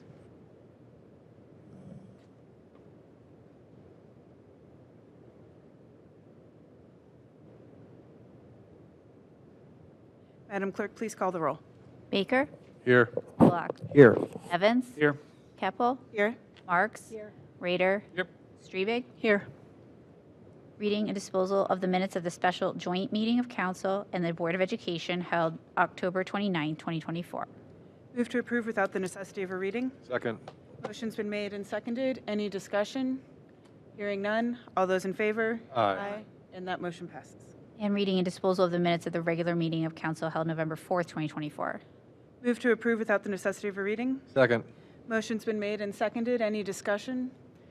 Hearing none. All those in favor? Aye. And that motion passes. Without objection, I'd like to move item 10 and 11 up to the top. Item 10, communication from Lakewood City Council and Mayor Megan George regarding resolution to recognize Transgender Day of Remembrance. Mayor George, we didn't coordinate this. Do you want me to read or do you want to? You go ahead. All right. Dear members of council, for the second year, Metro Health will be hosting the Cleveland Transgender Day of Remembrance on November 20th at 7 p.m. in the Glick Center on their main campus. This day is dedicated to standing with the LGBTQ+ community, and especially the trans community, by honoring lives lost to anti-transgender violence and affirming our commitment to a safe and welcoming Greater Cleveland for all. Therefore, we are submitting for your consideration this resolution that the City of Lakewood declares November 20th as Transgender Day of Remembrance, and we urge all residents to honor and build a culture of inclusiveness. To provide further background on Transgender Day of Remembrance, here are a few important points. The observance began in 1999 following the murders of Black trans women Rita Hester and Chanel Pickett, whose deaths highlighted the need to recognize lives lost and address the ongoing violence against the trans community. The first Trans Day of Remembrance was held on November 20th in Boston and San Francisco. The event grew from an online memorial into global gatherings, and by 2010, TDOR was marked in at least 185 cities. TDOR serves as a reminder of the intersection of transphobia and racism, which especially impacts trans women of color. The event urges us to see and remember their lives, not just their deaths. Cleveland has observed Trans Day of Remembrance for at least 15 years, with a break during the pandemic. Thank you for your consideration. Move to receive and file that communication. Second. Motion's been made and seconded. Discussion? Councilwoman Strebig. Thank you. Thank you, President Keppel. Thank you, Mayor George, and thank you, administrators. Thank you to the full City Council and the Council staff for supporting this resolution. Thank you to all the brave community members here today to support this resolution, some of you doing so at great risk. It is with broken hearts that we look back and remember those murdered for being different. Just different. That's it. Nothing more, nothing less. I mourn those that we've lost unnecessarily, but I take comfort in knowing that here in Lakewood, we will continue to look to the future and celebrate our diversity and all the beauty that a diverse community adds to all of our lives. We know that when we stand together, love conquers hate. And being supported by our local government is very important. Thank you all for coming. Any further discussion? Councilmember Rader. Thank you. Very well said, Councilmember Strebig. And I'll just add, it's been a hard year for a lot of people. There may be some hard, not maybe, definitely some hard results to swallow this past Tuesday for a lot of people. A lot of hate, a lot of anger, a lot of not just misinformation, but lies that have damaged and ripped families apart. And, you know, knocking on doors this year, talking to so many members of our community, there's a lot of folks who are particularly trans or have trans children that are looking for other states to move to, and I don't blame them. But at least know that the 7 of us plus the administration who's already signed this resolution are in your corner. And even when members of my own party are faltering on this issue, we are not. We're here for you, continue to support you, and we'll continue to do that as long as we have the gavel here. So thank you, Madam President. The council members, Councilwoman Marks. Thank you, Council President. I would like to acknowledge all the trans people who came tonight to participate in this important event. And I'm so proud of the city of Lakewood that it's an inclusive community that welcomes everyone. And we certainly want the trans community to feel safe in Lakewood. So we're all here to support you. Thank you for coming. And I look forward to all of you living here in Lakewood. Thank you. Thank you. We have several folks signed in to speak on this topic. So what I'm thinking is we will move forward with the vote to receive and file the communication, and then we'll move on to the actual resolution itself. So this is a 2-step process for those of you who maybe don't attend council all the time. So we're going to receive and file this communication, and then after we introduce the resolution, I'll call up folks who'd like to speak on it. All right, so on the motion to receive and file the communication, all those in favor? Aye. And that motion passes. Item 11, Resolution 2024-72, a resolution to declare November 20th, 2024 as Transgender Day of Remembrance in the city of Lakewood, where we pause to reflect on the lives lost due to the fatal consequences of hate, transphobia, and homophobia. Move to adopt. Second. Motion's been made and seconded. Any further comments from council members at this time? Councilman Bullock. Thanks, Madam President. Thanks to citizens of Lakewood who invited city government to join in solidarity and take a stand. I guess my thought is, first, I love what Councilwoman Marks said is, let's all live together and shop in Lakewood and live in Lakewood and enjoy Lakewood's wonderful community coming up and light up Lakewood soon, because that's what it's all about. And secondly, Ohio is more than what Councilman Rader referred to, the fear and the posturing to divide. And I think what Councilwoman Strebick said earlier this year, that when you don't understand somebody or something, or you start attacking. There's respectful people who are good neighbors in Ohio, and we have a lot of them right here, and so we're speaking up, and proud of Lakewood for that. Thank you. All right. I'm going to call up folks who've signed in to speak on this topic. When you approach the microphone, if you push the button, it should turn green so we can hear you. You'll have 5 minutes, and you can address your comments to the chair, or up to 5 minutes. You don't have to take 5 minutes. And then you can address your comments to the chair and keep your remarks civil, please. All right, up first is Chelsea Brennan. Welcome back, Chelsea.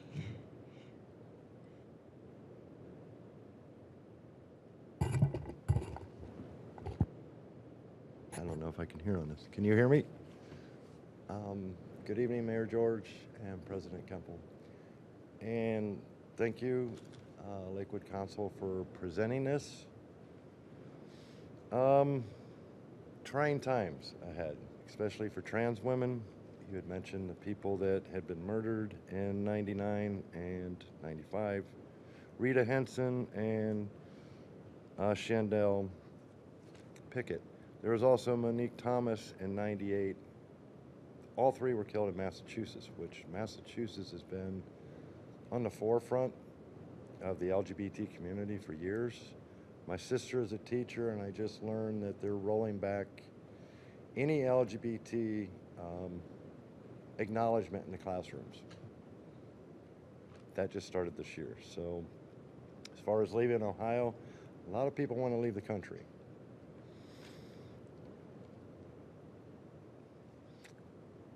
The other few things I'd like to note on this is 93% increase from 2017 to 2021 in murders of transgender women. 93% of those were black or brown transgender women, when only 13% of the trans women are black. That's a scary number. 2023, there was 320 murders, 321 murders worldwide. 2024, 350 trans women killed worldwide. 15 of those were under 18 years old. That's even scarier. The horrific concerted efforts of anti-trans bills and hate speech coming from all angles that increase the transphobia and uptick and continued violence is worrisome to me as well. Recently, I've had red flags in the little township I live an hour from here of somebody saying that I was jumped and beaten up, making people at a particular gas station worried about me to where they were calling me. To me, that's a red flag of something that didn't happen, that somebody may be speculating. Again, why I'm so happy that I built my business here in Lakewood, and just want to thank not only the council, but Lakewood in general. And I appreciate what I found in the city. And last but not least, you will see me moving here by the first of the year, so thank you. I found a place. Thank you, Chelsea, and welcome. We're excited to have you as a resident, too. All right, next up is Terry Knapp.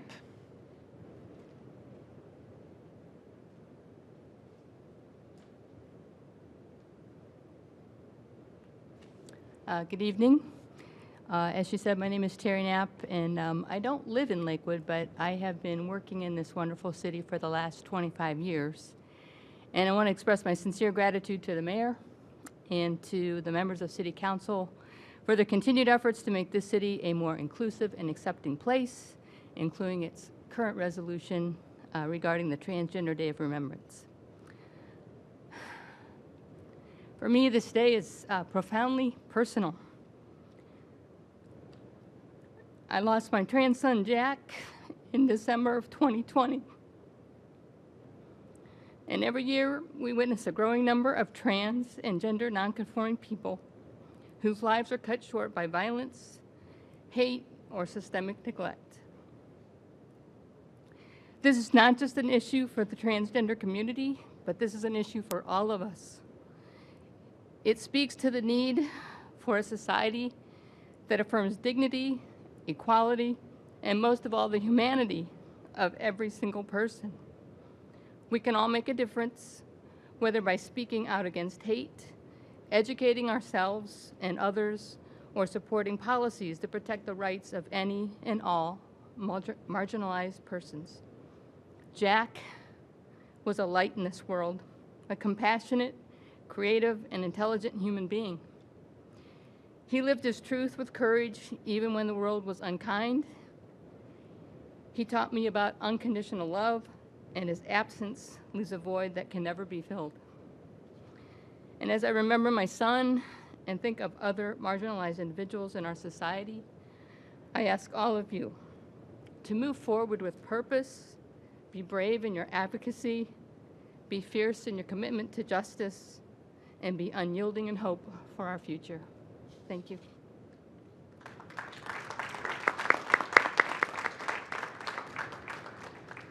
Great, and then we have Carrie and Dan Klenkar.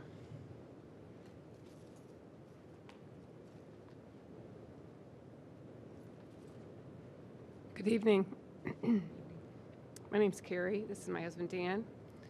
And I wanted to take this time to just thank Lakewood in general and all of you for what you've done. I'm just going to read this out loud if you don't mind. Acknowledgement of the Transgender Day of Remembrance demonstrates that this city values all residents, including those in the transgender community, and it sends a clear message that everyone is welcome and deserving of respect and safety. Observing this day helps educate the community about these challenges and the need for compassion and action, especially now. 35 years ago, I came to the Cleveland area for the first time, visiting from Chicago. Dan, who was born and raised in Parma, provided me with the opportunity to visit the entire greater Cleveland area with hopes that we could together choose a community where we could eventually raise a family. I remember driving down Clifton Boulevard for the first time and stopping in a local coffee shop.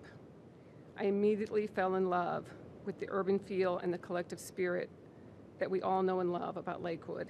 That day we chose to make Lakewood, Ohio our home. We are so incredibly proud of this community and its inclusiveness and compassion. Passing this resolution reinforces those values that we cherish and make a meaningful impact on a vulnerable community. It's not just symbolic.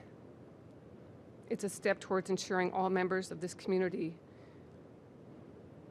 are seen, supported, and valued. And we would like to personally thank you very much for your time and consideration. Thank you.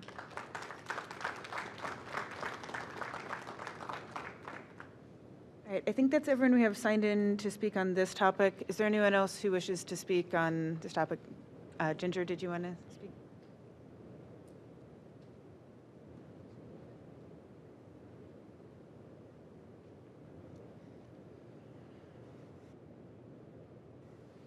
Good evening. I am Ginger Marshall. I am the administrative coordinator of the Pride Network at Metro Health. Got to brag, we've got 8 doctors at 5 different clinics across the region that provide care for LGBTQ plus patients that is culturally aware. Through that, we have impact through the system to make sure that patients are treated well when they come in. And that's part of what Metro Health is all about, is we want to meet patients where they are. And this is our 2nd year doing the Trans Day of Remembrance. Last year was kind of thrown together in a whirlwind when, honestly, when I realized nobody else was doing one in Cleveland. We'd had some hard years. And I realized, wow, nothing's going on. Something needs to happen. This year, people are coming back, and there's several memorials going on. But I want to thank you all for doing the resolution and being so welcoming and just, I grew up on the east side and moved away for, over 20 years, was in the Navy, lived in a bunch of different cities around the country, lived in Atlanta for a while, and we decided about 15 years ago to come back, that I wanted to be back in Cleveland. We wanted weather. We wanted snow and fall and not hot and muggy and not quite as hot and rainy like you get in Atlanta so much. And so we came back and we settled here on the west side. And while we have not actually lived in Lakewood, I sometimes feel like a Lakewood resident because we spend so much time here. So much of our social life and other things that we do is in Lakewood. And y'all are such a welcoming place and a comfortable place. And I really appreciate that. And I appreciate you having us all here tonight. Thank you very much.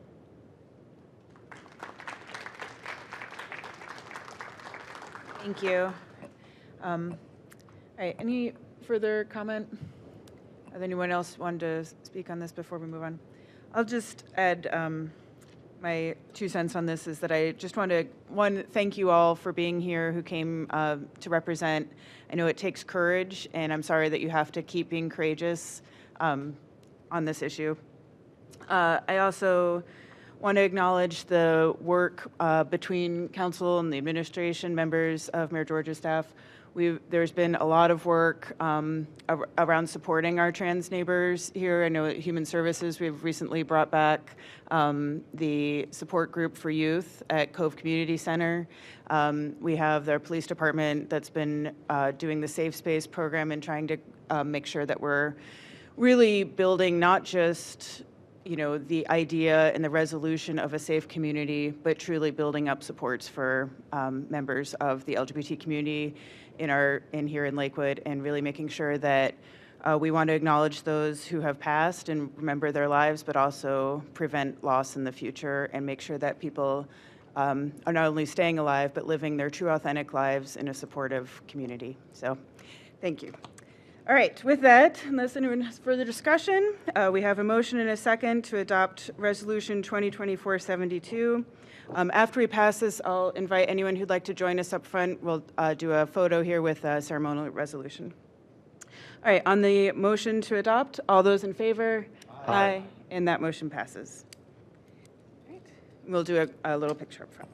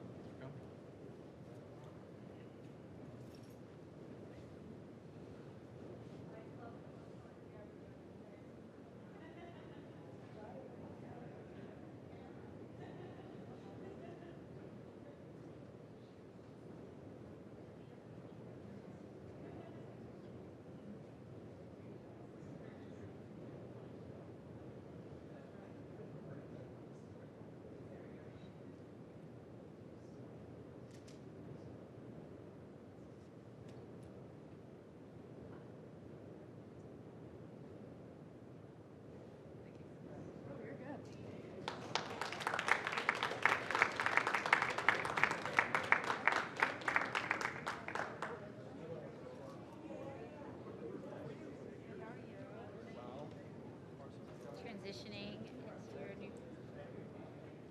Oh, really?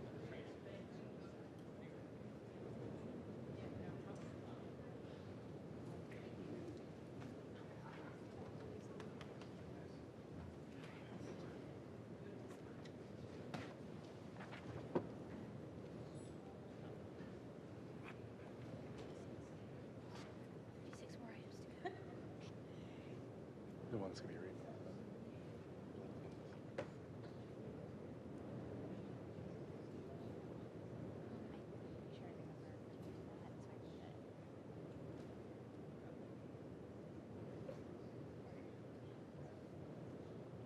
Item 1, report from Committee of the Whole held November 11th, 2024.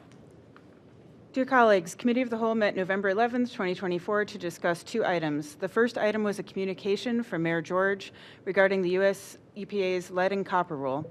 Public Works Director Gordon and Lou McMahon of McMahon DeGullis presented on the topic. Mr. McMahon provided council with background on the ruling and the new updates, an overview of the number and locations of public and private lead service lines in Lakewood, as well as information on how Lakewood has already been proactive in addressing the issue. Director Gordon then discussed the details of the pilot project that the city will undertake in 2025 to replace the lead service lines on Jackson Avenue, Waterbury Avenue, and Cannon Ave. He provided an overview of the anticipated repair process, discussed funding options, and reviewed the general EPA recommendations for anyone that has lead or unknown service lines. Council members had the opportunity to ask questions related to funding, best practices, service disruption, and timelines. Afterwards, council voted to enter executive session for an update from the planning department regarding the proposed downtown development. The development agreement will be on the docket this evening, and council looks forward to a thorough review and deliberation over the next few weeks to make sure the agreement aligns with the downtown development priorities that we set forth. Move to receive and file that report. Second. Motion's been made and seconded. Any discussion? Hearing none. All those in favor? Aye. And that motion passes. Item 2, report from Housing, Planning, and Development meeting held November 11th, 2024. Vice President Baker. Thank you. Dear colleagues, the Housing Planning and Development Committee met on November 11th to address two topics. First, the committee received an update from the Planning Department regarding the city's ongoing zoning refresh project, which kicked off in August in partnership with an outside consultant. Assistant Director Boss delivered a presentation that highlighted the need for a comprehensive update to the zoning code, the multiple steps in the process to update the zoning code, and the opportunities for public engagement along the way. So far, the project team has collected community input in several ways and is working to develop a preliminary analysis and recommendations before forging ahead with drafting. The project is planned to take approximately 15 months to complete. It is expected that the final recommendations will be brought before City Council in the winter of 2025. And as a member of the Zoning Policy Advisory Committee, I'm committed to keeping council updated on the project as it moves forward. Next, the committee discussed Ordinance 17-2024 and Ordinance 18-2024 and a related communication regarding a street vacation of Niagara Drive and a street dedication of Glenberry Avenue in the southwest corner of the city, surrounded by property owned by the Ohio Department of Transportation and maintained by the city. Over the past year, the Law Department and Public Works Department have been negotiating with ODOT to transfer these properties to the city so that we may enjoy the full benefits of ownership. While surveying the land in anticipation of this transfer, the surveyors identified 2 inconsistencies that need to be corrected to match the existing conditions. Ordinance 17-2024 and Ordinance 18-2024 propose to make these corrections so the city and ODOT can move forward. A final agreement to approve the transfer is expected to come before council soon, and after deliberation and discussion, the Housing Planning Development Committee moved to recommend the adoption of both ordinances. Thank you. I'll make a motion to receive and file the communication. Second. Motion's been made and seconded. Any discussion? Hearing none. All those in favor? Aye. And that motion passes. Item 3, Ordinance 17-2024, an ordinance to take effect immediately, vacating a portion of Niagara Drive as a public right-of-way. Move to adopt. Second. Motion's been made and seconded. Any discussion? Hearing none. All those in favor? Aye. And that motion passes. Item 4, Ordinance 18-2024, an ordinance to take effect immediately dedicating a portion of Glenberry Avenue as public right-of-way. Move to adopt. Second. Motion's been made and seconded. Any discussion? Hearing none. All those in favor? Aye. And that motion passes. Item 5, report from Finance Committee meeting held today, November 18th, 2024. Councilmember Bullock. Thank you, Madam President. Dear members of council, as you know, because all of you attended immediately before our council meeting tonight, the Finance Committee held the first of a series of 2025 budget hearings. We have a schedule to culminate in potential passage of our budget and our budget ordinances by the end of this calendar year, which is also the end of our fiscal year, so that we're ready to hit the ground running financially by January 1st. And we had a thoughtful and informative first hearing, which covered the macro budgetary numbers first. Second, the Human Resources Department and the policies that Human Resources leads for the whole city, which include things such as wellness programs, health insurance, and all of the costs and the effectiveness of those things. And third, we heard from the Citizens Advisory Committee, the citizen group that annually deliberates upon the use and allocation of federal community development block grant dollars. And we heard not only from Planning Department lead on that program, Mr. Dan Wyman, but also 2 of the citizen leaders. And we got a thoughtful briefing on some changes in the recommended funding levels. We have more work to do, and we look forward to that in the coming Mondays ahead. And also, we're going to continue a dialogue informally through email and create a living document that will be public, that with a bunch of questions and answers about the budget and the budget process. I want to express my thanks to all of my colleagues in the administration for a strong beginning, and look forward to the rest. Move to receive and file that oral report. Second. Motion's been made and seconded. Discussion?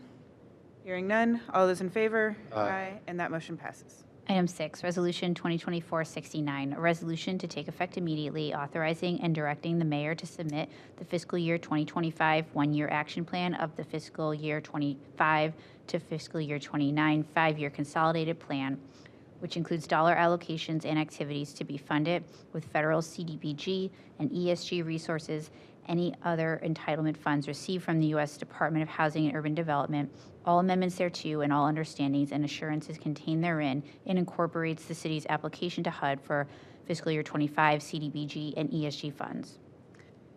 So I had been thinking, since we already heard this presentation, since we took that in committee earlier this evening, that we might go ahead and adopt this resolution, but I'm open to hearing feedback from colleagues about that idea.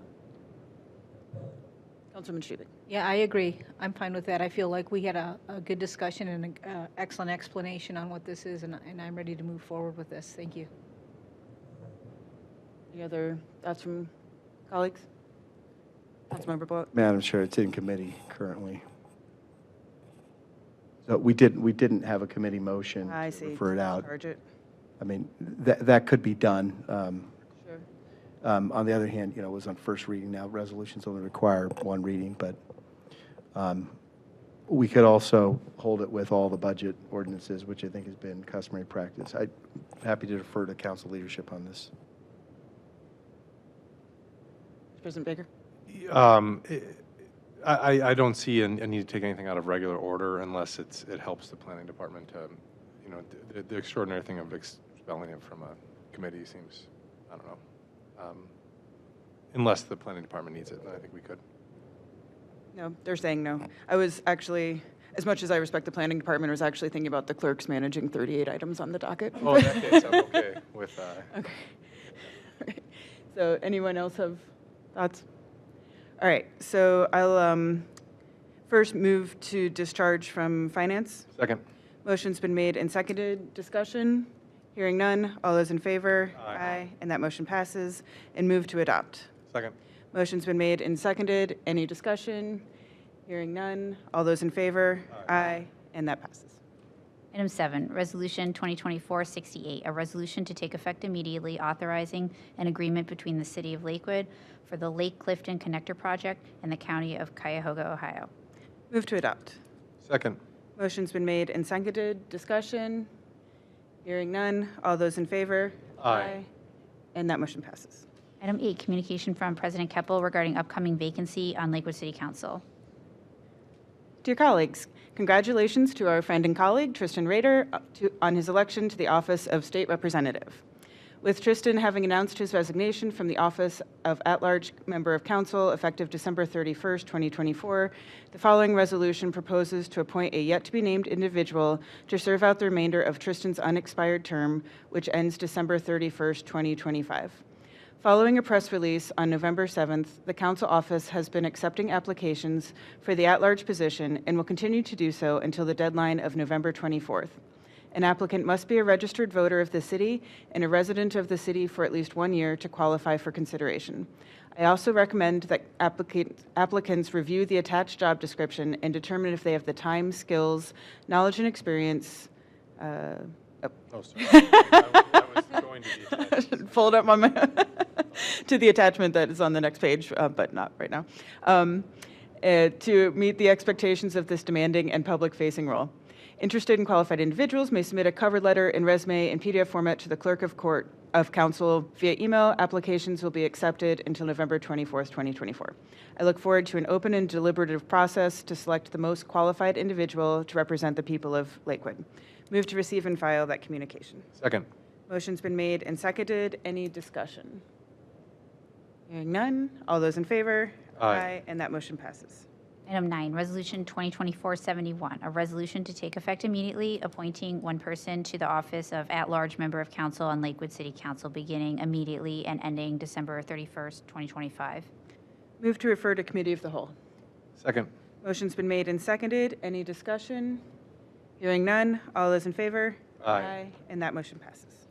Item 12, October Finance Department reports submitted pursuant to Lakewood Codified Ordinance 11103.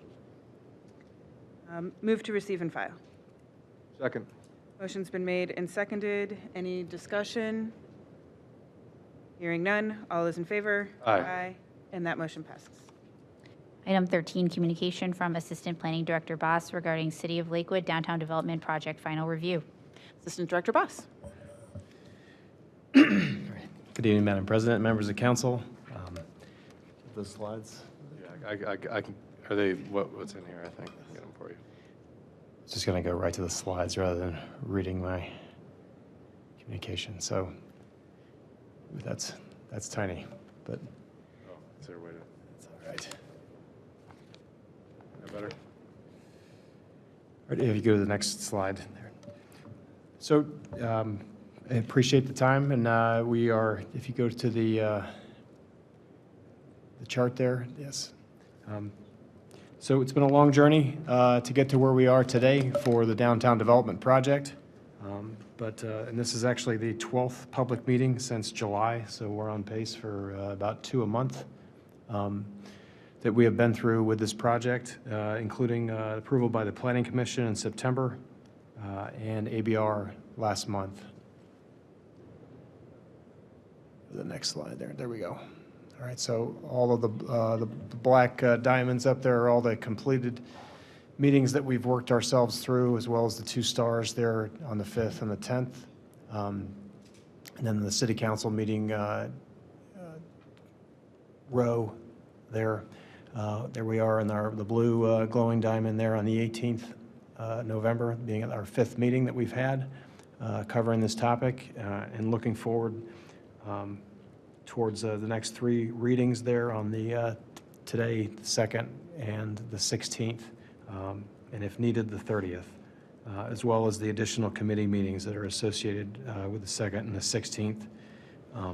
To the goal to get to a final approval of this plan development and its associated agreements there by the 16th or the end of the year. So if you go to the next slide, please. So Madam President and members of council, what you see before you tonight, there's the item 14, item 15, and item 16 are the 3 ordinances that this final development plan takes shape here as we've submitted it to you per Chapter 1156 of the Plan Development Code of the city ordinances. So the first ordinance, Ordinance 20, TAC 2024, that is the ordinance that covers the actual PD plan itself, as well as the rezoning. And it really takes the form of the rezoning, the approval of the PD plan, which then has the subsequent rezoning of all of those parcels to a plan development designation. The second ordinance, item 15, Ordinance 21, TAC 2024, that is the ordinance that covers the development agreement with Casto, between the city and Casto. And then Ordinance 22, TAC 2024, that is the ordinance that covers the compensation agreement between the city and Casto and the Lakewood City School District. So what I'm going to kind of delve into very quickly tonight is really just the PD plan, just very quickly to cover it. Both the development agreement and the compensation agreements are in there being finalized today, this week, by all parties, and they will be ready for substantive review at the committee meetings starting on the 2nd of December. So if you go to the next slide. So the 3 elements that are covered by Ordinance 20, TAC 2024, you should be familiar with the PD plan itself. And so that is the, starting with the site plan, all the way through the plans for Building 1, Curtis Block Building, the garage, which is Building 2, Building 3, and Building 4. The townhomes, as we've discussed in the past, are a subsequent phase to this development to be managed by Casto. If you go to the next slide. So the rezoning that comes kind of part and parcel with the approval of that PD plan. There are 5 parcels right now associated with this project. They are currently designated in the C2 retail and then R1H zoning districts. And so pending approval of this plan, all of those will be redesignated as a plan development district. If you go to the next slide, please. As part of that rezoning, this is the 3rd and final element to be covered under Ordinance 20, TAC 2024. This is the lot split and consolidation plan. So this takes those 5 existing parcels and basically consolidates them and then resplits them into 3 main pieces. So you can kind of see the large piece, the main is kind of a U shape there surrounding the second piece, which is the parking garage itself. And then there is a 3rd parcel to the south, and that is the portion that is intended for designation of the townhomes. What's also included on here, just to note that's important, that it's included are the easements There are several public access easements that are included on this that have been agreed to and designated on this plat. The public access easements, I'm just going to work my way kind of, I guess, from right to left on here, kind of north to south on the parcel. So they're the little kind of dashed lines that are there. You can see the public access easement that kind of covers the majority of the frontage, as well as the public plaza on the front there between Building 1 and the Curtis Block. And then as you work your way, I'll just go to the top or to the west side. There is a significant sanitary and storm easement that kind of runs along Bell there and the edge of the property, as well as a public access easement that kind of dips to the south there on the front or the right of the garage parcel, and then carries around the west of the top side of the garage. That is that linear park and the sidewalk. And then that public access easement also carries kind of across the what's going to be the new drive lane that goes on the left side there, or the south end of the garage, as well as the pocket park. And then there's a final public access easement that cuts across the lot from east to west, basically between the townhomes and the southern edge of the site, and that's that walkway that goes between the townhomes and Building 4. So fairly significant amount of public easements designated here in this lot split and consolidation plan that then corresponds with the rezoning and the PD plan that have been, again, approved by the Planning Commission, approved by ABR, and are now before you on starting with tonight's docket and moving into the next two sets of meetings. If you go to the last slide. So what I've got here is just a blow-up of the next couple weeks here in terms of the significant events that we're looking to cover down as we work our way through kind of the final steps for approval. And so what we have kind of working from left to right, where we are tonight in the green column, and then working our way left to right on Monday, December 2nd. As I understand, we are slated for the committee of the whole meeting, and we will get into the details again with Casto, with the PD plan and the plat and the rezoning, as well as the development agreement and the compensation agreement. That same night, we will be covering the compensation agreement with the Board of Education at their meeting, and then following up again on Monday, the 16th of December, similar with Committee of the Whole, and then Board of Education, and then the regular council meeting, with hopefully the intention to gain approval on the 16th of December, if at all possible, with the option, the backup of Monday, December 30th, as an alternate date for approval, if needed, to get this thing done by the end of the year, per the timeline in 1156. And so, short and sweet tonight. That's what I have. I don't know if there's anything else, the law director or Director Byington, that you want to cover associated with this or the other two items on here. No, thank you. Assistant Director, any questions? Be glad to answer. Thank you, Madam President. Thank you, Madam President. I'm prepared to speak on the development agreement and the compensation agreement. If you want me to speak now or wait till... I think it makes sense to do it in this context. Okay. Thank you, Madam President, members of council.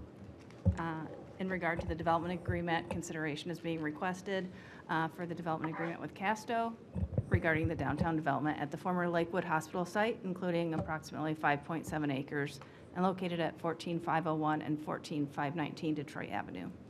As incorporated in the final plan, the development will include 298 multifamily apartment units, with 20% being reserved for affordable housing, structured parking, 7 townhomes, 25,000 square feet of commercial space, and a public plaza. Some of the basic items covered in the development agreement include requirements and a timeline for residential and commercial construction, preservation of the Curtis Block, public access easements and community space, public art, sustainability and energy efficiency measures, parking, use and design restrictions, maintenance, economic incentives, including use of a CRA, TIF, and a loan, as well as default remedies.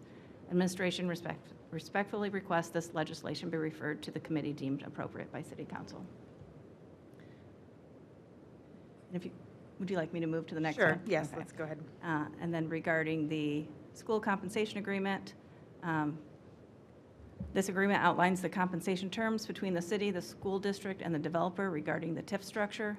The basic components of the compensation agreement include the components of the project itself, the compensation terms, and approval of school-impacted TIFs. Administration respectfully requests this legislation be referred to the committee deemed appropriate by City Council. Thank you. Thank you.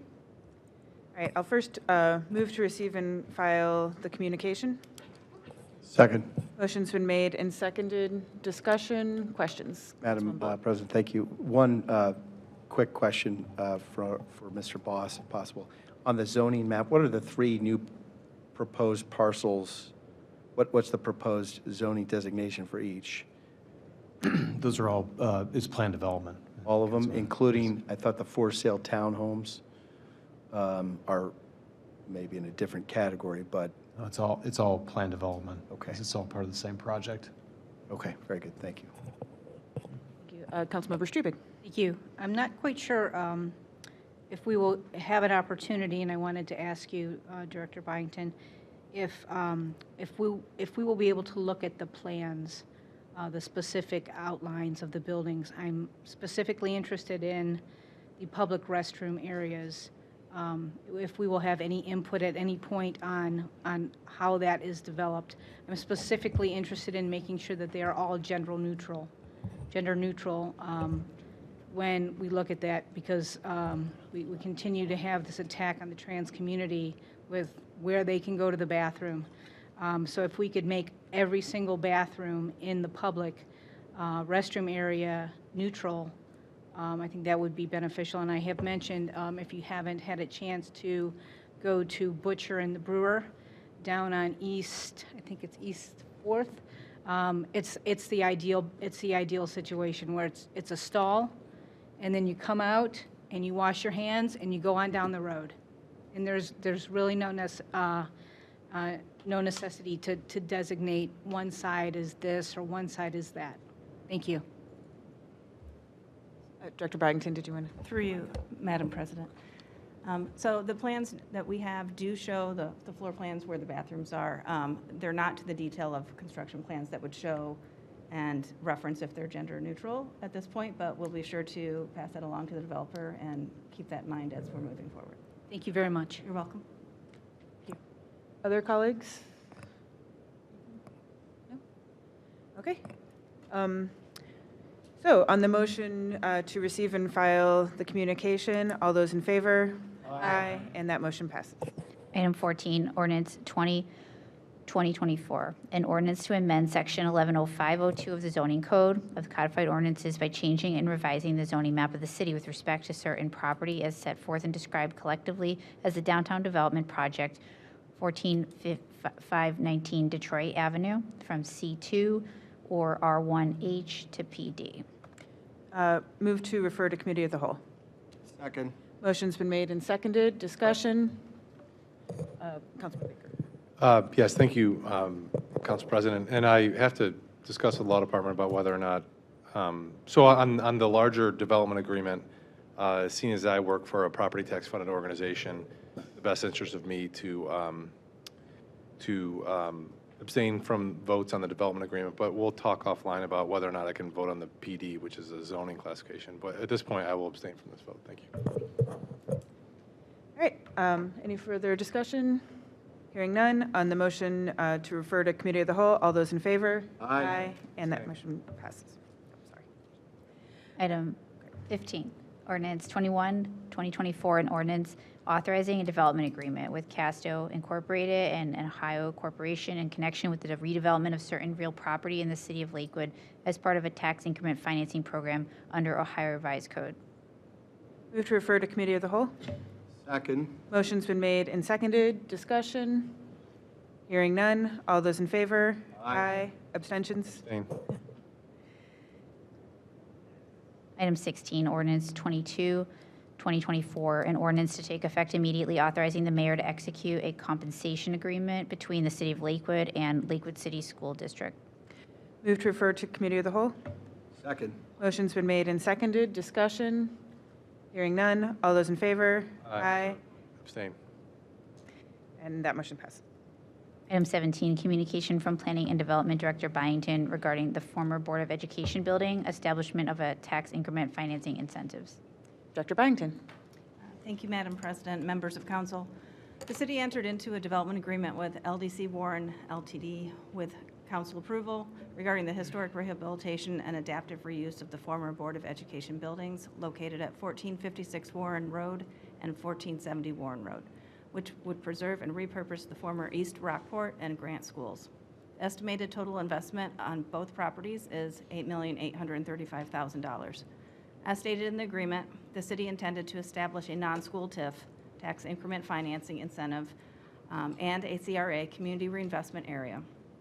The TIF would provide a 30-year, 100% exemption on the new taxes generated based on the increase in assessed value on the properties.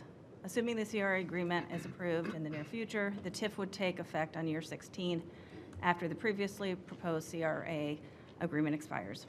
As part of the TIF, the developer will pay service payments annually that equate to what the total of the base and the new taxes generated would be. All taxing entities will continue to receive the taxes they are currently receiving off of the property's base values. The school will also be made whole on the new taxes generated. The remainder of the taxes will be deposited into a TIF fund held by the city to be used to reimburse the developer for expenses associated with the rehabilitation of the structures. The terms of the TIF are part of the executed development agreement and remain unchanged. Administration respectfully requests this legislation be referred to the committee deemed appropriate by City Council. Thank you. I'll move to receive and file that communication. Second. Motion's been made and seconded. Discussion? Just as a reminder, this, as was mentioned in the communication, that the development agreement already called for this, so we're sort of just closing the loop on what we started a while ago. Any further discussion? Same thing, property tax funded organization is my day job at Metro Parks, so I've, to avoid the appearance of a conflict of interest, I will abstain from this vote. Thank you.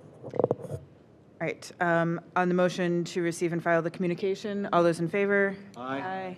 Abstentions? Abstain. Item 18, ordinance 23, 2024, an ordinance to take effect immediately declaring improvement to real property within the city of Lakewood to be a public purpose, exempting such improvement from real property taxation, requiring the owners of the property to make service payments in lieu of real property taxes, establishing an urban redevelopment tax increment equivalent fund for the deposit of service payments, making related authorizations pursuant to Ohio Revised Code, and authorizing a service payment agreement in connection with the same. So on this item, we're a little challenged with space in committee of the whole at the moment, really in committee meetings generally, because we have basically all Mondays from now till the end of the year with finance, budget, and downtown development, and reviewing applicants for the committee of the whole, or for the upcoming council seat. So one thought I had was that we could keep it on the docket and just discuss it in full council at an upcoming council meeting, hopefully when we don't have 38 items. But I don't know if that will happen in the near future.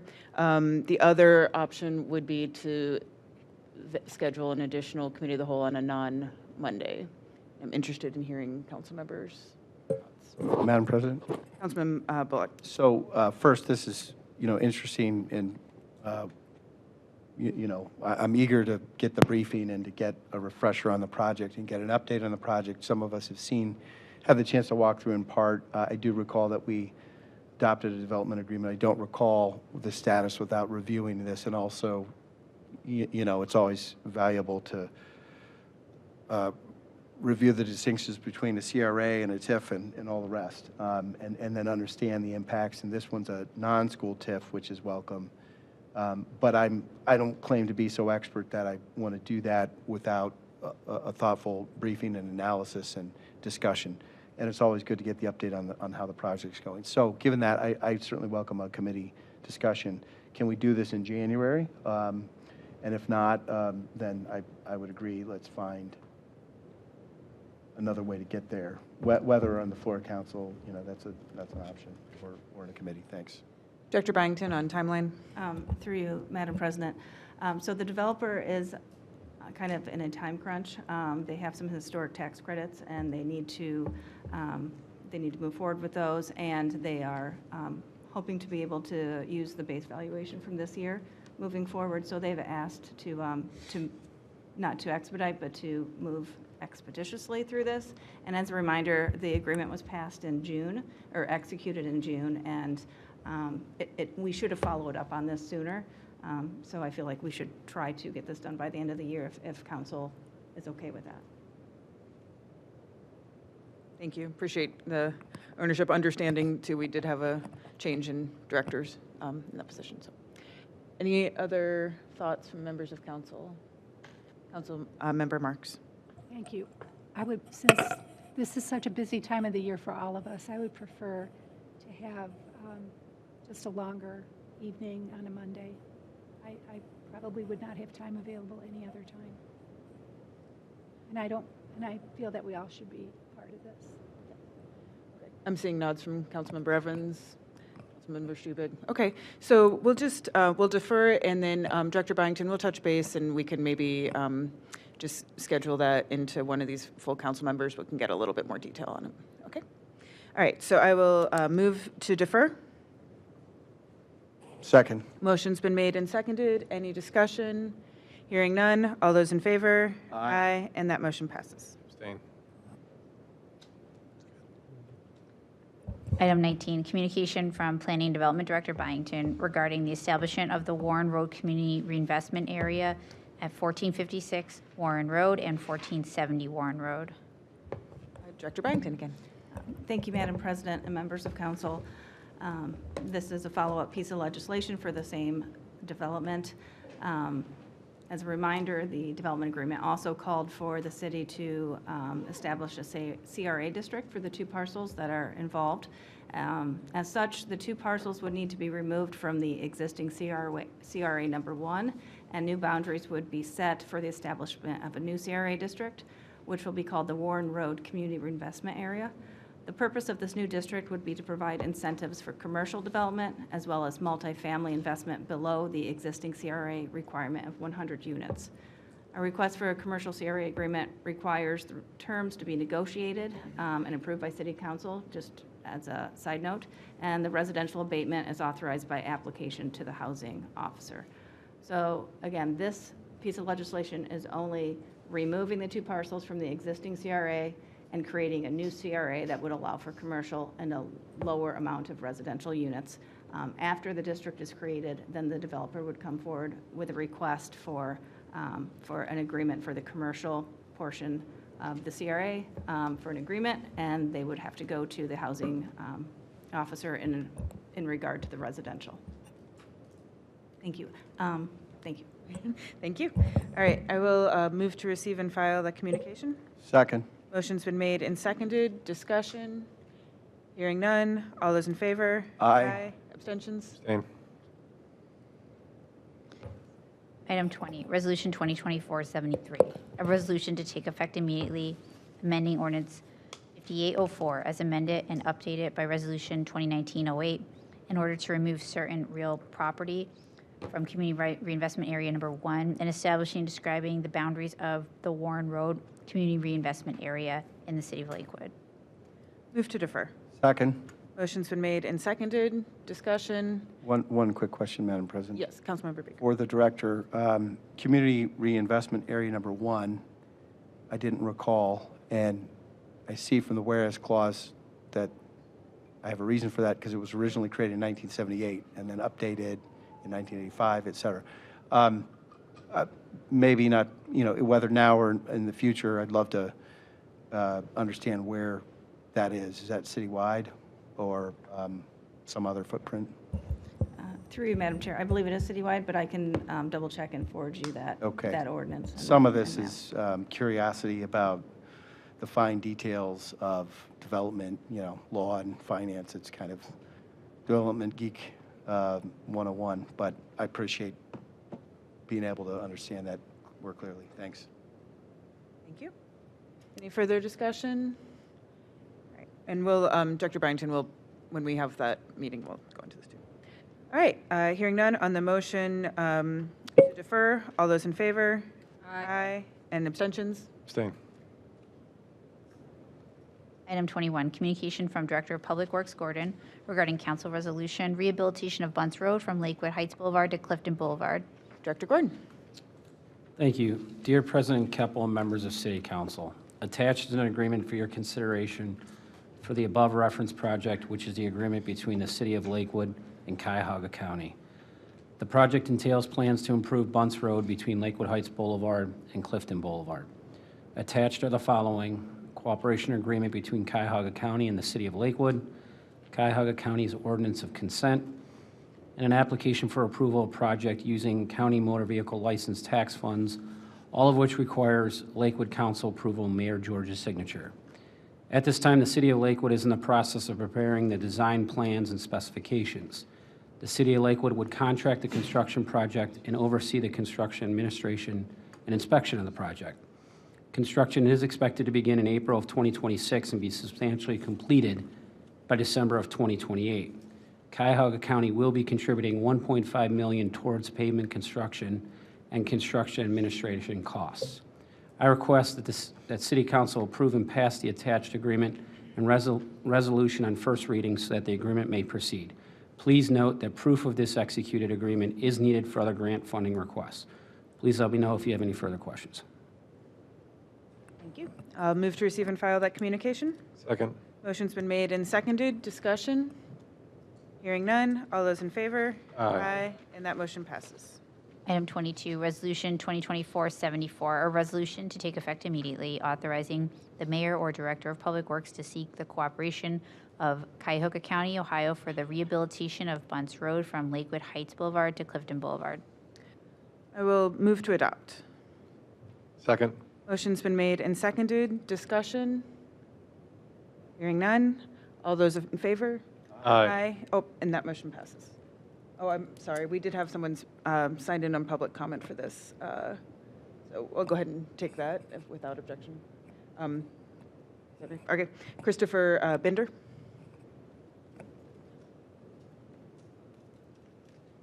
Good evening. Chris Bindle, 1212 Hathaway. So I know this is mainly a financial, thing, not talking about the plans tonight, but I attended the meeting in May, and I found it really interesting. There's great discussion about it. 3 very interesting plans. They took all the surveys, but I'm here in part because I haven't heard any follow-up on it. I know there's still a lot of time before we get to a point where we're going to start the project in 2026. But there have been some other community meetings that I have attended that I also feel like we collect a lot of information from the public, which I love the fact that the city does this. This is great. I have a lot of respect for the planning department and everything, but we don't always hear back from that and until far too late. So that's why I just was wondering if there's any further updates on this, if we chose option 1, 2, or 3, if we're blending them, what's the deal? I don't live on Bunts, but I live right next to it, so this will impact me. I do know a number of people who do live on Bunts. None of them have heard anything about the project as of yet. And part of the reason why I actually came here for a completely different reason tonight. I saw this was on the docket and I decided to come up here. And part of the reason why I did that is because we just went through this process with Merle Bunts Park, and we had a great meeting where we, looked at some options, chose what we would like, and then we didn't really hear anything. And then there was a meeting here to discuss the finances, which I didn't know about until too late. And in discussing with some people, there was like an image that showed up at that meeting of possible plans, but nobody in the community had seen those. And they were decent, but we all had feedback as to what we would like to see change of those plans.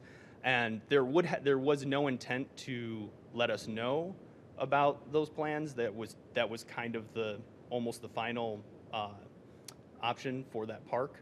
And had people not shown up to that meeting and seen that, the changes that have since been made would not have been able to been made.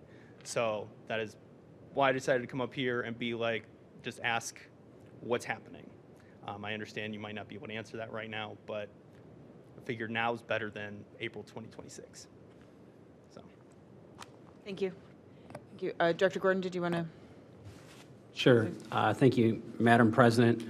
The project is still in the design phase. We've submitted the preliminary Stage 1 plans to ODOT as of October 15th, and we're waiting on comments back from ODOT. Simultaneously, we are looking at all of the public comments that have been submitted. We are working with the design engineer, which is Osborne, on a proper response to those that weren't a response would be the word I would use. We will be responding accordingly, and we will also be updating the website with the necessary information. And there is a place on the website now, is that correct? It has. There was the public comment period for Bunce Road has been closed. But again, we will be updating with necessary information as it comes along. Thank you. Councilman Bullock. Thank you, Madam President. Mr. Bindle, I agree with your comments. I mean, I do invite the city to always communicate and over-communicate so that when we do invite public comment, we close the loop with the public, and so that they know, A, that we are actually listening, and B, what elements of the public input has been incorporated into our various plans. I know we've got a lot going on, and probably the planning department alone, everybody there never gets to eat dinner at home because we've got so many public meetings. That said, that's such important work that I think we just keep it up. So, you know, Director Gordon, could you share the plans you referenced with council members so that at least we could be a conduit? You said you submitted some preliminary stage plans to ODOT. Could you share that with council members so that if we get a question, we're at least in a position to answer those? We understand it's preliminary, but council members don't always know any more than the citizens know. And I know it. You know, you hear these kinds of questions from us, especially me, from time to time, but it's so important, and we appreciate the work so much that's, I think, why you get so much of our tender, loving questions. Yeah, I can certainly do that. Yes, the ultimate answer is yes, I can. I could certainly give you an update. Again, these plans were submitted to ODOT. We're waiting on comment from them, so I don't really have further information besides that at this point. After comments are received, we'll continue to go through the detailed design, and again, get ready to bid in October of 2025. But if you're looking for an update, yes, I can give you an update.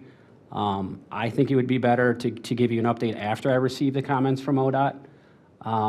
But if you're looking for something right now, I can certainly do that.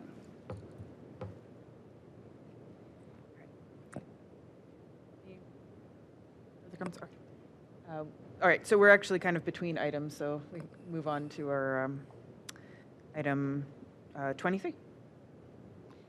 Item 23, communication from Human Resources Director Dillinger regarding updated salary ordinance. Director Dillinger. Thank you. Dear City Council members, I am submitting the attached updated salary ordinance for your approval to be effective as signed and passed in accordance with the city charter. I am recommending the following amendments. Update the pay ranges by the cost of living adjustment, which is 3% for 2025. Add a position of project inspector. This position is an administrative position in the Public Works Department to help inspect utility work among other projects happening within the city. Eliminate the Assistant Finance Director 1 and 2 to have one Assistant Finance Director position. Lower pay grade 37, minimum rate to accommodate the merging of the Assistant Finance Director positions. Clarify language regarding how license certifications are paid to employees. Add an annual lead stipend of $600 under licenses and certifications. I appreciate your time and consideration. Thank you. We'll move to receive and file that communication. Second. Motion's been made and seconded. Discussion is kind of a, oh, go ahead, Director Dillinger. I was going to say, I know that there was an email between council and myself. I believe we will actually be bringing a substitute by the time we actually discuss it. So I'll have that for the committee meeting if needed. Thank you. All right, so on the motion to receive and file the communication, any discussion? Hearing none. All those in favor? Aye. And that motion passes. Item 24, ordinance 24, 2024, an ordinance to take effect January 1st, 2025, to provide for creating positions and rates of pay for full-time and certain part-time annual salaried employees and hourly rate employees not covered by a collective bargaining agreement in the several departments, divisions, and offices of the city, including chief of fire, chief of police, and civil service commissioners, and superseding all prior salary ordinances. Councilman Bullock, remind me, we talked about this briefly tonight in Finance Committee. Do we have time scheduled already in Finance Committee to come back to this, or? We don't, but thanks, Madam President. We do not, but I think I would be happy to incorporate it into the set of ordinances that would accompany this kind of proposal, if that's what council wanted to do. I mean, I think we touched on it, but we didn't have a chance to get in depth on the questions and answers. So, I guess the question is, do you want me to go ahead, Director Dillinger? Well, I was going to say, I know that Assistant Law Director Swallow has been made aware of the changes that have been talked about, and Finance Director Mahoney is also aware. So I could, essentially, we could update it to put the substitute through, and then you could let me know if you want further conversation or if it is fine. Okay. Yeah, I guess it's the question is if we want to just defer and rather than refer it to committee, just to refer it back out again. Okay. All right. So I will move to defer. Second. Motion's been made and seconded. Discussion? Hearing none. All those in favor? Aye. And that motion passes. Item 25, communication from Finance Director Mahoney regarding the 2024 year-end and 2025 budget ordinances. Director Mahoney. Thank you, Council Chairwoman. Dear members of Council, the following 13 ordinances reflect appropriations, purchasing and contracting authority, and revenues necessary to finalize the 2024 budget and to implement the 2025 budget. They support the contents of the 2025 estimate of expense, comprehensive budget document, and include the 2024 year-end permanent appropriation ordinance, 2024 fourth quarter transfers and advances, 2025 permanent appropriation ordinance, 2025 purchasing and contracting authority ordinance, 2025 capital contracting vehicles and equipment, 2025 capital contracting buildings and facilities, 2025 capital contracting parks and pool improvements, 2025 capital contracting sidewalk improvements, 2025 capital contracting traffic signs and signals, 2025 capital contracting streets, 2025 capital contracting water, 2025 capital contracting sewer and wastewater treatment plant, 2025 planning and development program contracting authority. Please refer the attached legislation to the Committee of the Whole for further review for passage before December 31st, 2024. Thank you. I'll move to receive and file the communication. Second. Motion's been made and seconded. Discussion. And we're going to probably actually refer them to finance since we've already got them scheduled there. All right. Any discussion on the communication? Hearing none. On the motion to receive and file, all those in favor? Aye. And that motion passes. And I will move to suspend the rules to read items 26 through 38 together. Second. Motion's been made and seconded. You don't need to do a roll call. Okay. All those in favor? Aye. Aye. And that motion passes. Good luck.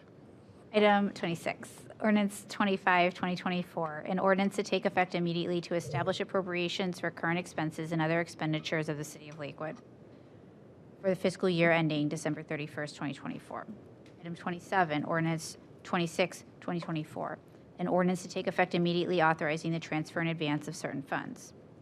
Item 28, ordinance 27, 2024, an ordinance to take effect immediately to establish appropriations for current expenses and other expenditures of the City of Lakewood for the fiscal year ending December 31st, 2025. Item 29, ordinance 28, 2024, an ordinance to take effect immediately authorizing the mayor, the director of public works, the director of law, the director of finance and/or purchasing manager to enter into contracts for professional services and to advertise for bids and enter into contracts for the purchase of repair, maintenance, and operating supplies, services, and equipment as authorized by the 2025 appropriation ordinance and the administrative code of the city of Lakewood, the lowest and best bidder or bidders, or as otherwise provided by law. Item 30, ordinance 29, 2024, an ordinance to take effect immediately authorizing and directing the mayor, the director of public works, the director of law, the director of finance, and our purchasing manager to enter into contracts in accordance with the administrative code of the city for vehicles, machinery, and equipment. Contracts not to exceed the specified amounts shown without separate resolution of council. Item 31, ordinance 30, 2024, an ordinance to take effect immediately authorizing and directing the mayor, the director of public works, the director of law, the director of finance, and/or purchasing manager to enter into contracts in accordance with the administrative code of the city of Lakewood for buildings and facilities improvements. Contracts not to exceed the specified amount shown without separate resolution of council. Item 32, ordinance 31, 2024, an ordinance to take effect immediately authorizing and directing the mayor, the director of public works, the director of law, director of finance, and/or purchasing manager to enter into contracts in accordance with the administrative code of the city of Lakewood for parks and pools improvements. Contracts not to exceed the specified amounts shown without separate resolution of council. Or item 33, ordinance 32-2024, an ordinance to take effect immediately, authorizing and directing the mayor, the director of public works, the director of law, the director of finance, and/or the purchasing manager to enter into contracts in accordance with the administrative code of the city of Lakewood for sidewalk improvement program. Contracts not to exceed the specified amount shown without separate resolution of council. Item 34, ordinance 33-2024. An ordinance to take effect immediately, authorizing and directing the mayor, the director of public works, the director of law, the director of finance, and/or the purchasing manager to enter into contracts in accordance with the administrative code of the city of Lakewood for traffic signs and signals. Contracts not to exceed the specified amount shown without separate resolution of council. Item 35, ordinance 34-2024, an ordinance to take effect immediately, authorizing and directing the mayor, the director of public works, the director of law, the director of finance, and/or the purchasing manager to enter into contracts in accordance with the administrative code of the city of Lakewood for street infrastructure improvements. Contracts not to exceed the specified amount shown without separate resolution to council. Item 36, ordinance 35-2024, an ordinance to take effect immediately, authorizing and directing the mayor, the director of public works, the director of law, the director of finance, and/or the purchasing manager to enter into contracts in accordance with the administrative code of the city of Lakewood for water system replacement program. Contracts not to exceed the specified amount shown without separate resolution of council. Item 37, ordinance 36-2024, an ordinance to take effect immediately, authorizing and directing the mayor, the director of public works, the director of law, the director of finance, and/or the purchasing manager to enter into contracts in accordance with the administrative code of the city of Lakewood for wastewater system and treatment improvement program. Contracts not to exceed the specified amount shown without separate resolution of council. Item 38, ordinance 37-2024, an ordinance to take effect immediately, authorizing the mayor, the director of public works, the director of law, the director of finance, the director of planning and development, and/or the purchasing manager to enter into service contracts for the Department of Planning and Development in accordance with the administrative code of the city of Lakewood. Contracts not to exceed the specified amount shown without separate resolution of council. Move to refer items 26 through 38 to Finance Committee. Second. Motion's been made and seconded. Discussion? Hearing none. All those in favor? Aye. And that motion passes. Item 39, liquor notice, Wine Dive LLC at 16918 Detroit Avenue. The custom will refer to the council member whose ward this is, which is Vice President Baker. I see no statutory reason to object. All right.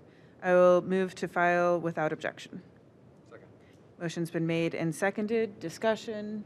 Hearing none. All those in favor? Aye. And that motion passes. All right, we are to public comment. And I apologize, Mr. Zakum, I missed you on the downtown development, so I'll take you first. So please come on up, and you'll get your five minutes now, so I apologize for that. No problem. So first, I'd like to thank Councilman Bullock for the opportunity to meet, and hopefully it was helpful, and you were able to get a little bit better understanding of how difficult it is to be a small landlord in Lakewood. And as the city and council look at the downtown development agreements, I've had an opportunity to speak with many of my neighbors, most of which are homeowners and not renters.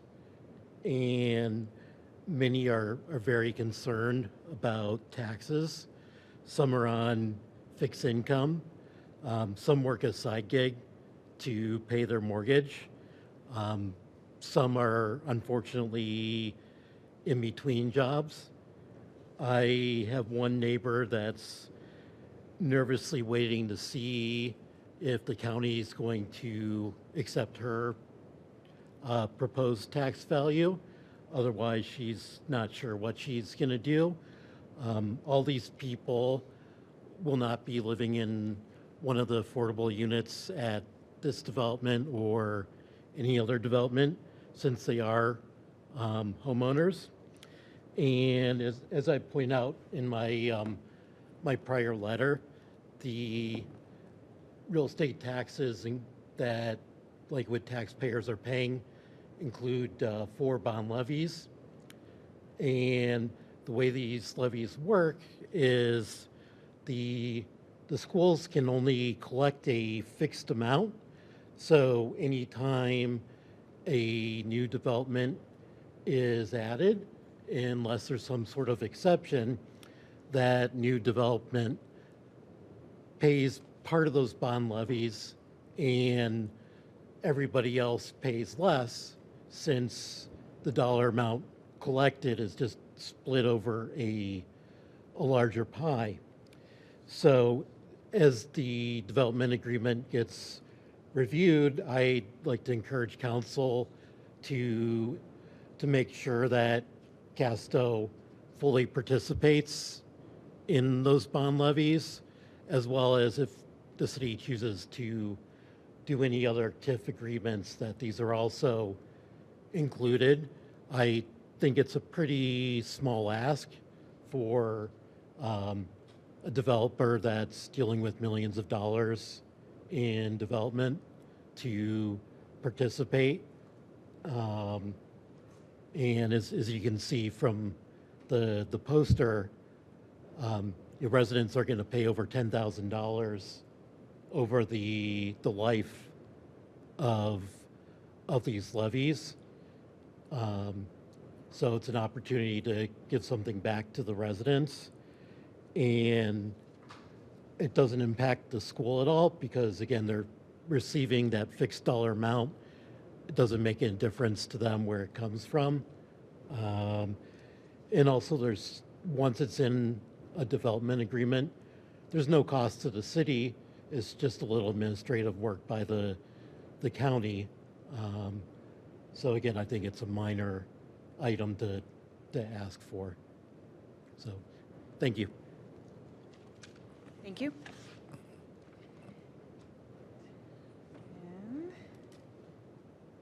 All right, and next, welcome back, Chris Bindle.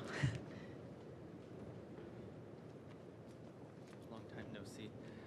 I went from being to every one of these to not for so long. I felt I needed to come up twice today. I did attend these every meeting for years, and I haven't for a long time, but I still watch every video, so I get to see your beautiful faces every other week. I watched the meeting you had between you and the Charter Commission and discussing ranked choice voting. I thought it was really interesting. I was thrilled to hear that was brought up. Councilman Baker, I actually took your book recommendation and I read it. It's not the first time I've heard of ranked choice voting, but I was just like, I want to see what this book has to say, so thank you for mentioning that. It was good. It is good. So I know that there was some standoffishness about whether it's something Lakewood should do or not. I do understand that it may not have as big of an impact in Lakewood as it may have in other places, particularly with council, since we already kind of do a ranked system. It could for mayor, but you don't know, it may have an impact. But I also think we need to look at the bigger picture outside of Lakewood, especially considering recent events and a lot of, I think in general, there are struggles throughout our country with the way our elections are done. And I think this is a really smart solution for fixing that problem. And adopting it in Lakewood would be great, but I also think it would go very far for showing that we support trying to fix these problems. And it's a step in maybe helping the state adopt something like that. And for those who think it might be, complicated or difficult for people to figure out, I think if you actually see a ranked choice ballot, it's really not that hard to figure out. If you've ever done an online survey or ranked anything in your entire life, it's pretty self-explanatory. And also, ballots come with instructions. So you can have at the top an explanation as to how to do it, a picture that shows you what you want to do. I think that pretty much covers what I wanted to say about that. I really would hope that you consider it deeper. I know it's probably on pause right now, but just think about it. Thank you.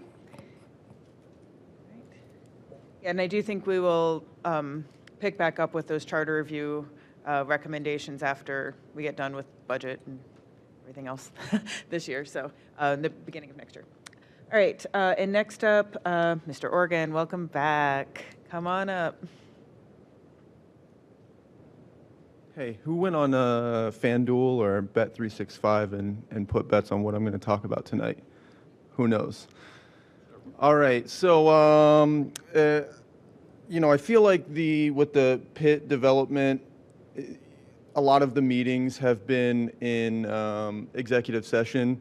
Admittedly, I haven't been paying a ton of attention to it.